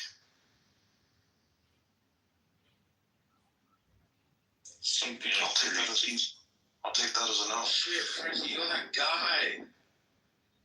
Which guy? The guy? Yeah, that's true. You got me. Yeah. Oh, by the way, Charlie Kirk. Let's talk about Charlie Kirk getting shot in the neck with a .308. No, let's not. I'm so bored of it at this point. Like, I really don't care. Bro, somebody died. Somebody lost their life, and you're talking about boredom. Yeah. It's not about your entertainment, dog. It's about somebody's life. Die every day. Who the fuck cares? He had 2 children. He had a wife. Okay, and children are being killed, bombed, raped. He was 31 years old, bro, and he lost his life. He got shot in the neck. Yeah, that's very unfortunate, but it's also Now somebody else is going to be fucking his wife. Hundreds of thousands of people all over the world who are being killed and slaughtered and raped. Like, That's just you being fallacious. It doesn't matter. Every life has a value. What does that even mean? It's like a fallacious way of reasoning is what I'm trying to say. I bet his wife is happy. I bet they have life insurance. I bet she's happy she's about to be a millionaire. I'm sure she is. But somebody else, I know she might be happy, but what I'm gonna say is, like, I'm sure Charlie isn't happy. Well, Charlie's dead. He has no time to be happy or sad. Yeah, that's true. I think this is going to be the start to, like, more deaths of influencers, though, because essentially that's what he was. He wasn't like fucking political pundit. He didn't have like the same amount of like clout or significance as like Tucker Carlson and these other ones. He was just a fucking influencer, and I think slowly we're going to start to see like a lot more of these kinds of things happening amongst. Next is Ben Shapiro. We're not that lucky, but I hope so. Well, obviously this was like controlled. This was done by the Trump administration. Like, there's no fucking way somebody else did this. Bro, honestly, that's what I think as well. I think It's probably some random motherfucker. No, I mean, Mikhail, if it was a random motherfucker, he would. You know, the fact that they shot him in the neck. Yeah. Yes, that was not. That was Not a hard shot. No, it's not about being a hard shot. Listen, I myself have played nationals in sniping, right? So I'm gonna tell you, people could make that shot. yeah, it's not a problem. Making the shot is not a problem. The point to be understood in this entire situation is that he was shot in the neck because you want to make it dramatic. You want to make it bloody. You want to get the attention of the masses. You know, you got to think like a sniper. You can shoot somebody in the head and it'd be very hard to point out. I get it. Yeah, you know. So it was done for a show. I think maybe the person was aiming for the head and they missed. You never know. They just got You just said it was an easy shot, and now you're saying that you missed. There's always going to be a margin of error. Could you imagine? There's always going to be a margin of error. The same thing they done with Trump. Trump like sat there with his cronies and was like, "Well, when someone tried to shoot me in this, it worked out really well. Let's try and do it with this guy." And they just fucked up the whole thing. That would be funny. He was shot in the neck on purpose. From the impact, I could tell it was a 308. The way his body did that. It's fucked up. It's fucked up. But this is the world we live in. I wouldn't kill somebody for their opinion, because I'm not like them. You know what I mean? But, did I like this guy? Fuck him, no. But now he's dead, so I'm not going to talk bad about him. Because he's dead. Yeah. Wow. Look at what someone wrote. Well, that's an easy way to get your account banned. I would suggest you delete that comment if you want this account. Yeah.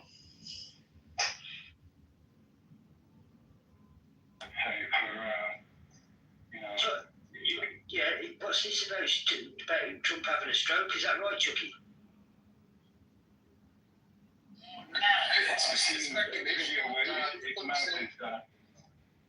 His mouth is settling down one side, isn't it?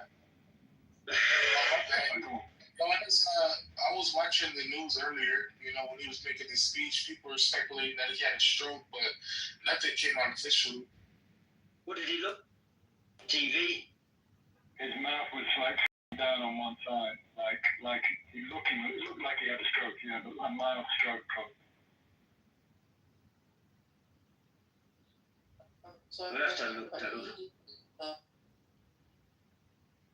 We didn't hear that, mate.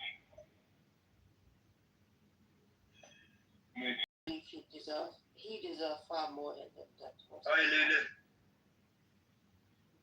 Yeah, we didn't hear you, Danny. Sorry.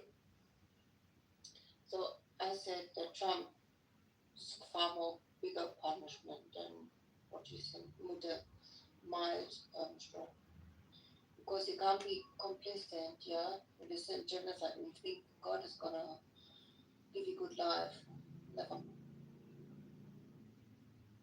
How are you, Luna? Yeah, good evening, Scotty. Good evening, Aaron. Good evening, Sky. Long time no speak. A fellow Brit. A fellow Brit in it. Get me. Guy does know me. Maybe he's just pretending he doesn't at this point. No, I was just talking. Yeah, hey, Lula, you got another new name. I know, I like to just keep people on their toes. How you doing, bud? You alright? Keeping well? Yeah, I'm okay, yeah. Very pleased to hear that. Good to see you. Scotty's only been on this app like 3 weeks now, is it, Scotty? Yeah. And you haven't gone insane yet, no? I'm on my way. I know that Lula's been on it. I've been on this 5 years, and I think Lula's been on it like 4.5 at least. I'm 4 years next week, actually. Yeah, September 21. Yeah. Yeah, it's an interesting space, that's for sure. I managed to get a house up to 2,200 in 2.5 weeks. Well, that's very impressive. Well done. You obviously got a lot of good stuff to say. Oh, I wouldn't say that. It depends on you. I'm just watching this video here and seeing if he's had a stroke or not. It certainly looks like a stroke. His mouth hanging down one side, and he looks really out there. It's really interesting to listen to you guys, they have stroke, It's like both of you waiting for that to happen. No, but see, that's what everybody's saying that he can't use his face. So I want to see if he can use his face or not. Yeah, you can. It's today that this has happened. Yeah, apparently. No, like the guy has like. It doesn't look any different to me though. No. I think from maybe Milan just slapped him. Medically, he can't stroke. He's probably obese, not just overweight. Sufficiently aged. Okay, and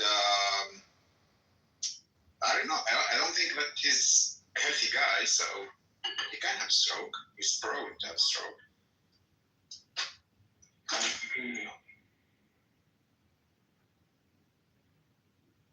It might either be his actual distress about what happened last night, or his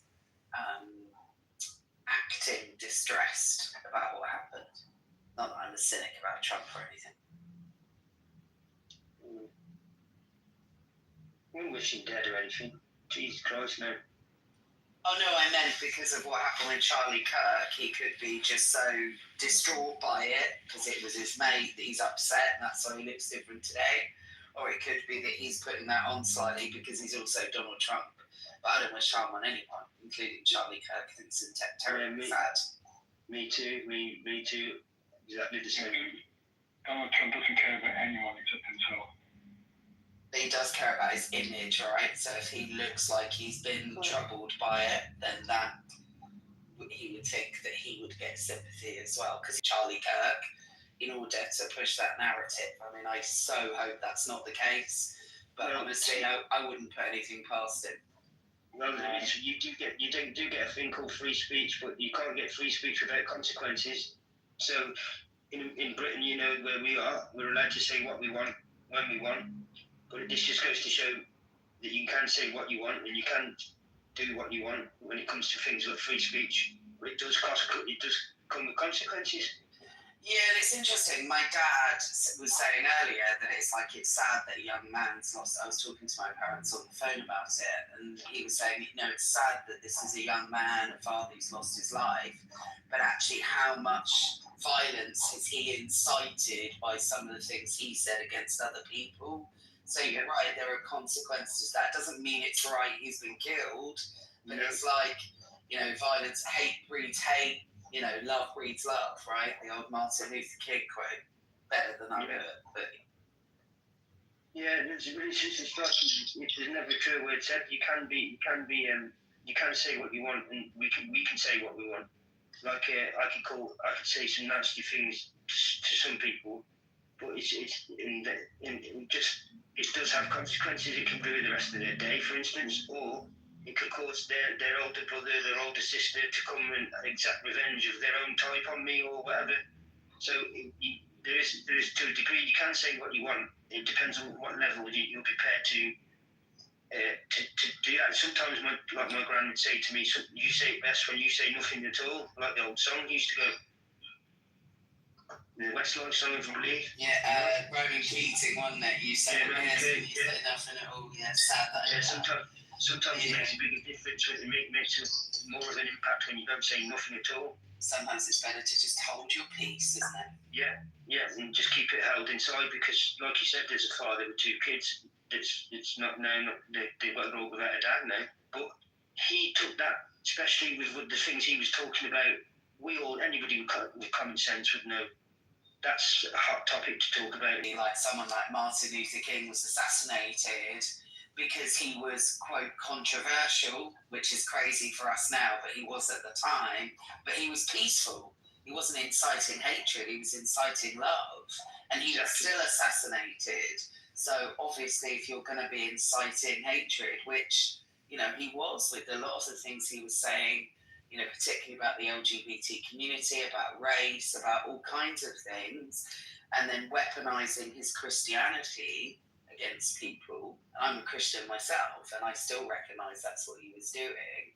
Then that is going to push a lot of buttons, and in a very unstable world where mental health is at its highest, in a place where you can buy a gun in a shop, it's risky. And again, I'm not saying it's okay, but I think, you or I going around... a few gun deaths a year is a price worth paying for Second Amendment. protection. Yeah. That's the thing, though.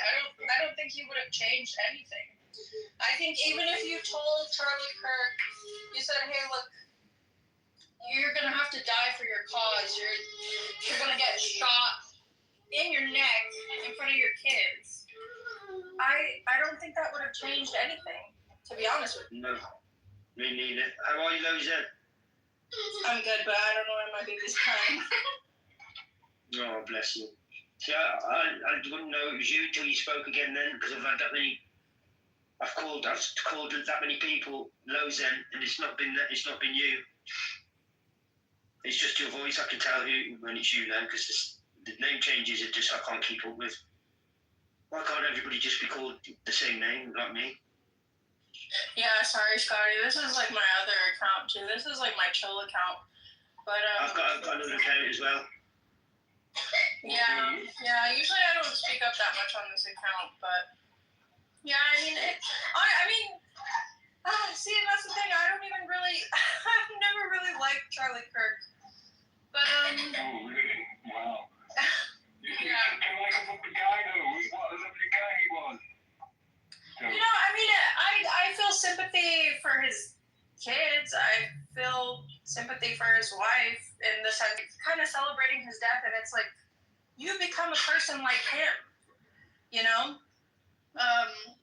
Like with the gun thing, that's kind of just I don't want a tyrannical government to come and try and murder me and all of my fellow countrymen. But yeah, but that's what's happening in America now anyway. You know, you got so many guns, but you got. Like, when are you going to start fighting back with this tyrannical government? yeah, see, that's the thing. Nice. Yeah, no, I get it, but shoot. Sorry, I keep getting distracted. I find it a really interesting perspective, the idea that I have a gun to stop gun crime. I'm not saying I that's don't even exactly think what it's you're the saying. stuff. Hang on, sorry. I'm not saying that's exactly what you're saying, but I hear that a lot from Americans. Obviously, as Brits, we find it bizarre that it's kind of something that people just have away in a cupboard and you can buy in a shop. And I hear, well, it's to lower gun crime, but that's clearly not working. So, I mean, I would just get rid of the guns myself, but, you know, that's just me. I mean, that's pretty great. Plus, considering that loads of Brits are getting stabbed on a daily basis, like, not even from guns or from knives that you buy from a professional store. But you can't do the same mass damage with a knife. You're right, knife crime has increased, but you can't create the same damage with a knife as you can with a gun. Can I just add to that? Not on a knife crime. Can I say something? The whole idea of like Can I? ban guns, all of that stuff. No, I think what there should be, just like in the UK.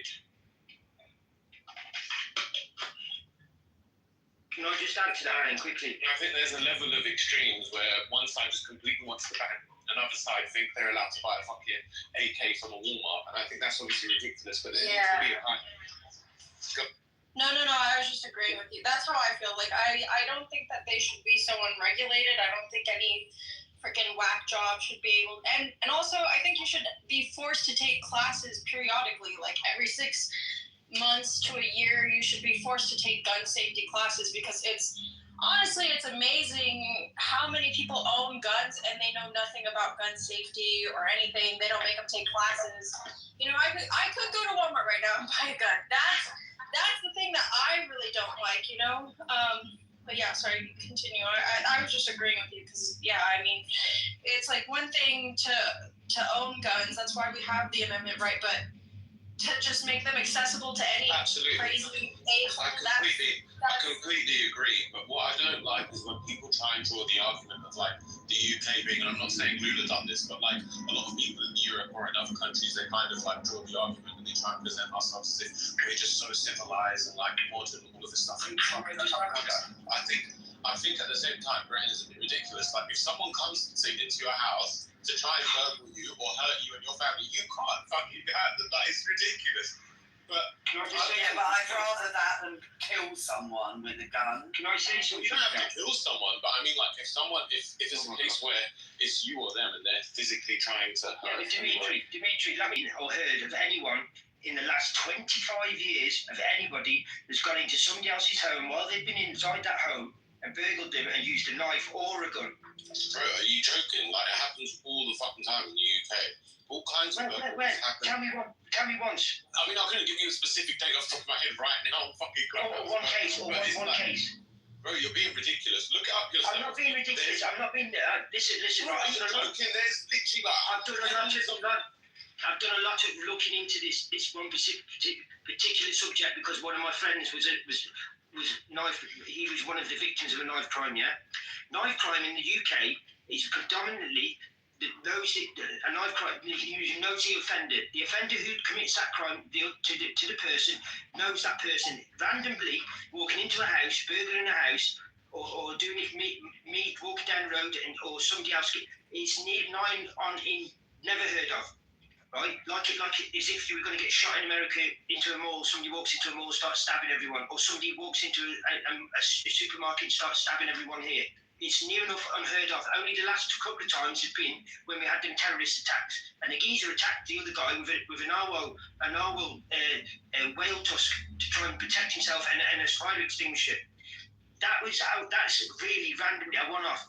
Our kids, our teenagers, going and fighting postcode fights with another group of teenagers with knives, pulling them out and having fights. That's common. That's becoming more common. We've got an issue around that. But that's a knife crime on knife crime that people know each other.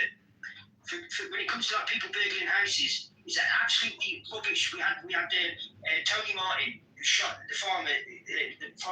They broke into his mum and dad's house. They run away from him. As they run away from him, the two people that broke in, he shot them in the back, shot one of them in the back and killed him. He got life for that. They jailed him for life, and then they changed it from life to 6 years of manslaughter in prison because everybody went mad about it. That was the last case that was ever heard of. The homeowner used excessive force. Now, we're allowed to use reasonable force, but not excessive. So in other words, if somebody comes into your house with a spoon and starts stealing ice cream out your fridge, you can't then go and get an AK-47 and shoot him and kill him. That's just not right. That's not the way it happens. And it's a false equivalence, right, with the knives and the guns, because the gang crime, and even in a school, there have been old occasions where kids have taken a knife into school here, and it's awful. And if anyone is killed in violent crime, it's awful, even one individual. But when people go into schools in America, they kill like 15, 20 people with a gun, right? We're talking mass killings. That's the difference between knives and guns. And I go as far as saying in America they shouldn't have any guns anymore because it's been going on for that. Can I please say something here about it? But with all respect, Mitty, I need to know because So of course. So I don't think that this issue of crime rates it would be resolved with like you guys have been talking, like looking for the magical solution. Okay, hey, either ban all firearms and yet you have a lot of crimes. Well, I think that you can't make first any comparison between the UK and the US because they are both so different countries, like very different countries. First, from the culture first. The mindset of people, the mindset of criminals. A criminal in the US would never do the same thing in the UK or like someone in the UK. If you compare, the kind of crime in both countries are so different, so different. And to be honest, the UK or in the UK would have like, I think, I'll correct me if I'm wrong, you expect, a more rapid and quick answer from security forces than the US, and then someone living in God knows where in the US, in that large territory, someone maybe in the mountains or I don't know in which hole, and being aggressive, and he needs to defend himself. I have my own way living in the US. I didn't say this to anyone. And he is married there. He has open firearms. And when he talks to me about like, because we've had this discussion for a lot of times. And when he explained to me his perspective, why he is having this firearm, okay, and how is that important in the US, and how the Americans, they see a personal firearm or a firearm inside your house, okay. You cannot disagree with him. You cannot, you see. And if you're going to say, hey, So personally, I would never, see myself living there. I hear about school shooting, and I say, hey, who knows that maybe, God forbid, my kid will another day will be there, okay, victim of those school shootings. So I say, you know what? That country isn't for me, okay? There are people who can adapt with that. Good luck. But at the same time, because firearms are banned. You ban firearms, you know what you will have? You will have clandestine firearms. Or smuggling. Yeah, but that's not what we've had. We had. Can I just reference something really quickly? Right, so we had. I'll let him finish because I think We want you to respond. We want you to respond to it. It's called an interjection. Scotty, I'm gonna finish this sentence. You've been talking a lot. We want you to respond to it. Can you land those? Right, so you would have, like, if you ban them, you have other means of crime, acid attacks, knives attacks, smuggling firearms, and maybe, and if it's not really hard, explosive. And you never heard probably about the 3D printed firearms. You can have them. Those you cannot even trace them. You cannot even detect them. You cannot even know who shot that person with God knows which firearms printed in some house with a 3D printer. Thank you for this. right, so we had.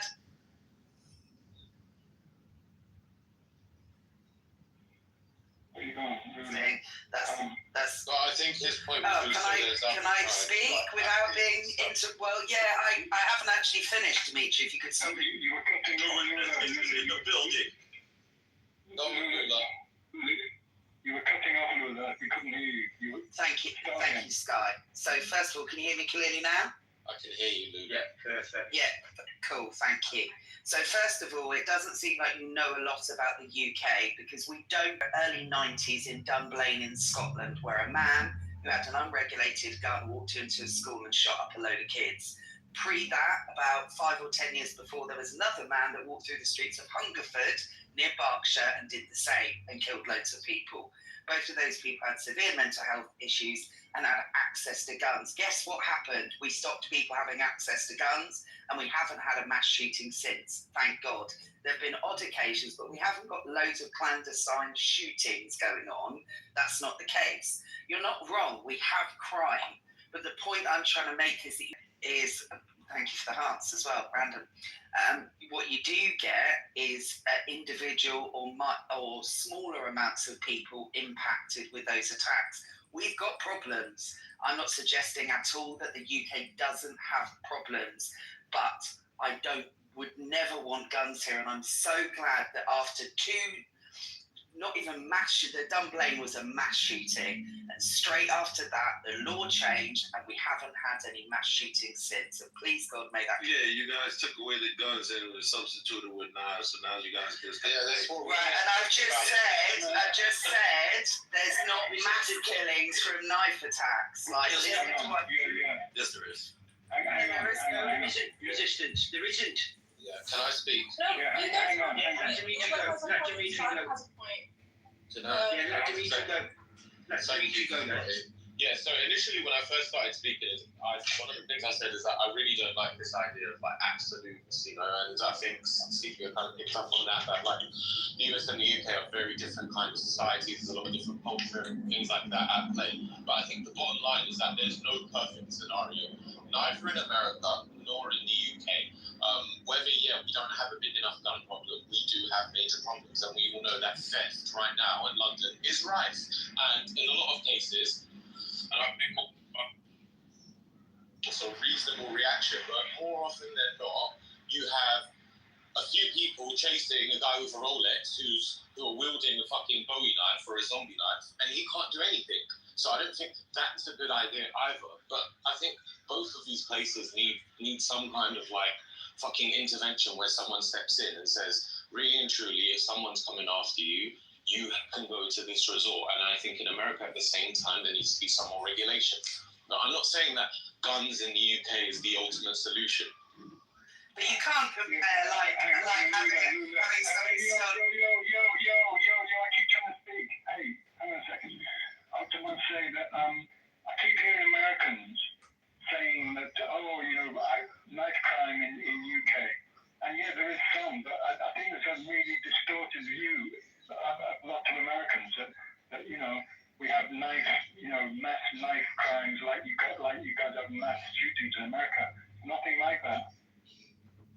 No one's saying is the same equivalent. What we're saying is there definitely is knife problems. They never said anything against that. You got Nobody dudes said that's walking not around the with case. machetes coming out of their underwear. No, that's not happening all the I'm sorry, I do have to agree with him. I do think that is actually a major problem. It is so happening.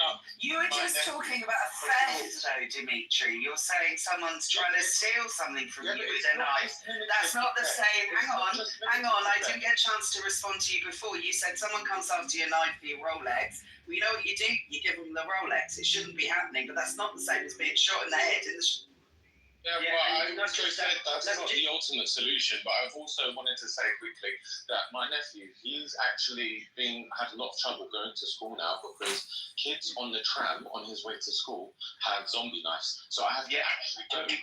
Like, it's ridiculous. It is out of hand.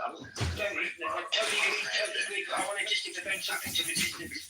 Over here or there, but I'm saying there is major problems we need to address. Right? Totally agree with you. Right, listen.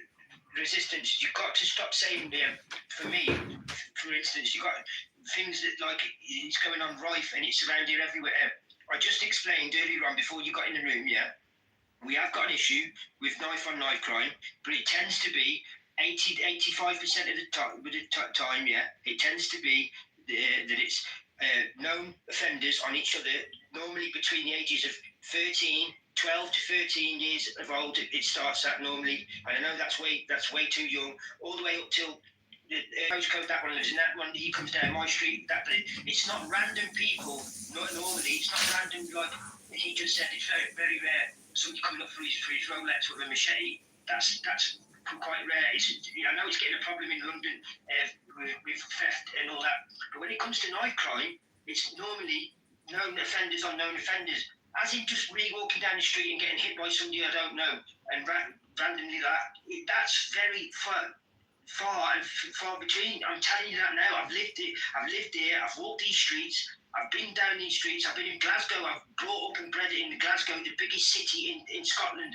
And without a shadow of a doubt, I'm telling you right now, I've walked past gangs and you just don't walk past because I'm not in that gang. If I was in that gang and I walk past, I guarantee I'm not walking. To get stabbed or something. We've got the biggest knife crime in the centre of Europe, in Glasgow, in Scotland.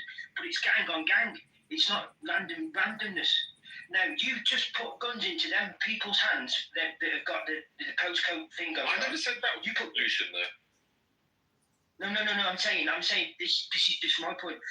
For me, if you're America and everybody, and I know you're not going to agree with me because not one American I've ever spoken to in my whole life has ever agreed with me. If you've got rid of your gun crime, if you got rid of your guns altogether, and people would not be running around with knives, going to stab because it's too much of a personal thing. So, for instance, me come running after, or somebody come running after you, resistance, with a knife, I can guarantee you'll probably take that knife off them and probably tether them just because of who you. Such that there's no political dissension at all. There is no back and forth. There is no discussion of rhetoric. You say something about a particular government or even a member of parliament who's not even that high up, you get visited by what's called C10 officers, right, who operate outside of their jurisdiction, operate in a completely different country. So, for example, right now, as I'm saying this shit, right, luckily I don't have to worry about this, but as I'm saying this shit right now, it shouldn't surprise any of you if tomorrow you hear, Huey's off the app. What's going on with Huey? I got approached by C10 officers, right? It's the Central Intelligence Officers of Zimbabwe, right? For criticizing the Zimbabwean government, even though it's one of those things where people and their rhetoric, they have a right in this country. I believe in freedom of speech. But the reality is that people have the ability, not the right or even the legal right, but the ability to do unspeakable things behind being unhinged and hearing certain people's free speech opinions. So all that I'm asking from my fellow man is just to be kinder to each other. Tone down the rhetoric. Try to have the conversations without the gotcha moment, the aspersions, and the overall chaos that's gotten us to this point. Thank you for that. That's important, and I appreciate you saying that. It seems like that's not very difficult to do, right? I mean, we're essentially doing that in the room right here. You have to pull out people. You have to have a group of people together that authentically care about other human beings and who are intellectually curious enough to want to actually know what other people think. I mean, those are the two things it requires, and that's what we're failing at. And it shouldn't be that difficult. Mikey, The Mike Mike Rowe Show! You've been around me for almost those 5 years, right? What is the last thing I always say before I close the room? Does anybody recall? Anybody? Let's be kind to one another. I know you say that. Yeah, it's free to be nice. Yeah. It costs you nothing. Just be nice to each other. We don't have to agree, but let's respect each other. I don't know why that's so hard. Because you're a Republican and I'm a Democrat, or you're a Libertarian. Who gives a fuck? I just don't understand it. And that's a message that needs to be said more than ever on 9/11 after yesterday. There's a lot of stuff going on right now. It's intense. It's deep. We're all feeling it from different perspectives, but we're all feeling the same thing. We're feeling the same thing from different directions. And we need to realize that we have more in common than we have in common. He lifted 2 buckets. I don't know if we have any. Now he had to pass through a narrow and sloping alley. He had to reach the top of the mountain Listen, if we have any water into the valley. The condition was that his arms must remain open and his balance must not. I'm here. Right on, sister. Shout out to Sandra. I don't know how y'all have been feeling the past couple weeks, but after, oh Lord, let's see, the Ukrainian woman that was stabbed, the political violence that I've been following in Nepal, which is craziness. I'm surprised more people aren't talking about it on that Clubhouse. I just don't think a lot of people know what's going on. The Charlie Kirk situation, and so many other little, school shootings. Today I was going on my daily walk, and there's this church by me. Now, mind you, I haven't gone to church in years. But today I'm like, you know what? I'm going to start going back to church to pray for humanity. I don't know how many people have been feeling that way in light of recent events. How many people feel like they just want to get closer to God or pray more or just surround themselves with, like-minded spiritual people? Because there's power in prayer, power in that collective energy of prayer. So I don't know if anybody is feeling that. This is kind of a rhetorical question. I'm just putting it out there that I was just called to come back to church today and pray for healing, for humanity, because I'm really scared of the direction that we're going. For the first time in I think probably in my life, in a long time, I was afraid to go out of the house today. I was afraid to walk 2 blocks to the store. I had to pray before I left the house. Please, Lord, don't let me get shot in the neck or just let me get shot. And I don't live in a violent neighborhood, but you just don't know, right? So I don't know. We just need to collectively pray. I don't know. There's more of a statement than a question, ladies and gentlemen. I just want. Thank you for saying that. And I have to say, I want to shout out Yarl's comment in the chat, which was, let's all pray to Grok. Because that's a whole other issue. I thought that was... How you doing, Sandra? Well, JB, I was wondering where you were. I've been looking for you the last few days. I was on vacation. Oh, good for you. Good for you. I'm glad to see you. I'm glad to see you. The mic is yours, ma'am. It is a little scary. It is a little scary. And I do still pray. And I have been praying. And I'm just hoping that we can get out of this alive, because it's just so many different things going on right now. It's a lot of different things going on right now. So I'm praying. I'm trying to stay focused. I'm trying to stay positive, and it is a little scary. I'm not gonna lie, it's a little scary. Do you know, Sandra? I'm listening to you. I'm listening to Nye, both women who I have the utmost respect for. And I'm gonna date myself here. Myself and probably Mike Moon and maybe Jordan, and maybe a couple other people in the room. But I remember growing up under Ronald Reagan, right? No matter what you do, whether you're Republican, Democrat, there was this feeling amongst the country that America was on the upswing. And I grew up in Brooklyn, right? It wasn't the safest area, but there was hope. There was something there that we all gravitated to. Now fast forward to 40 years, 45 years later, and it's not there anymore. How do we become so divided? How did this cultural war start? You know, I mean, look, Nye is my ride or die on this app, right? We open rooms, she's always by my side. We have two very different political views in the world, but we still respect each other, we still like each other. I don't say, you know what, the digital, I agree with you. Social media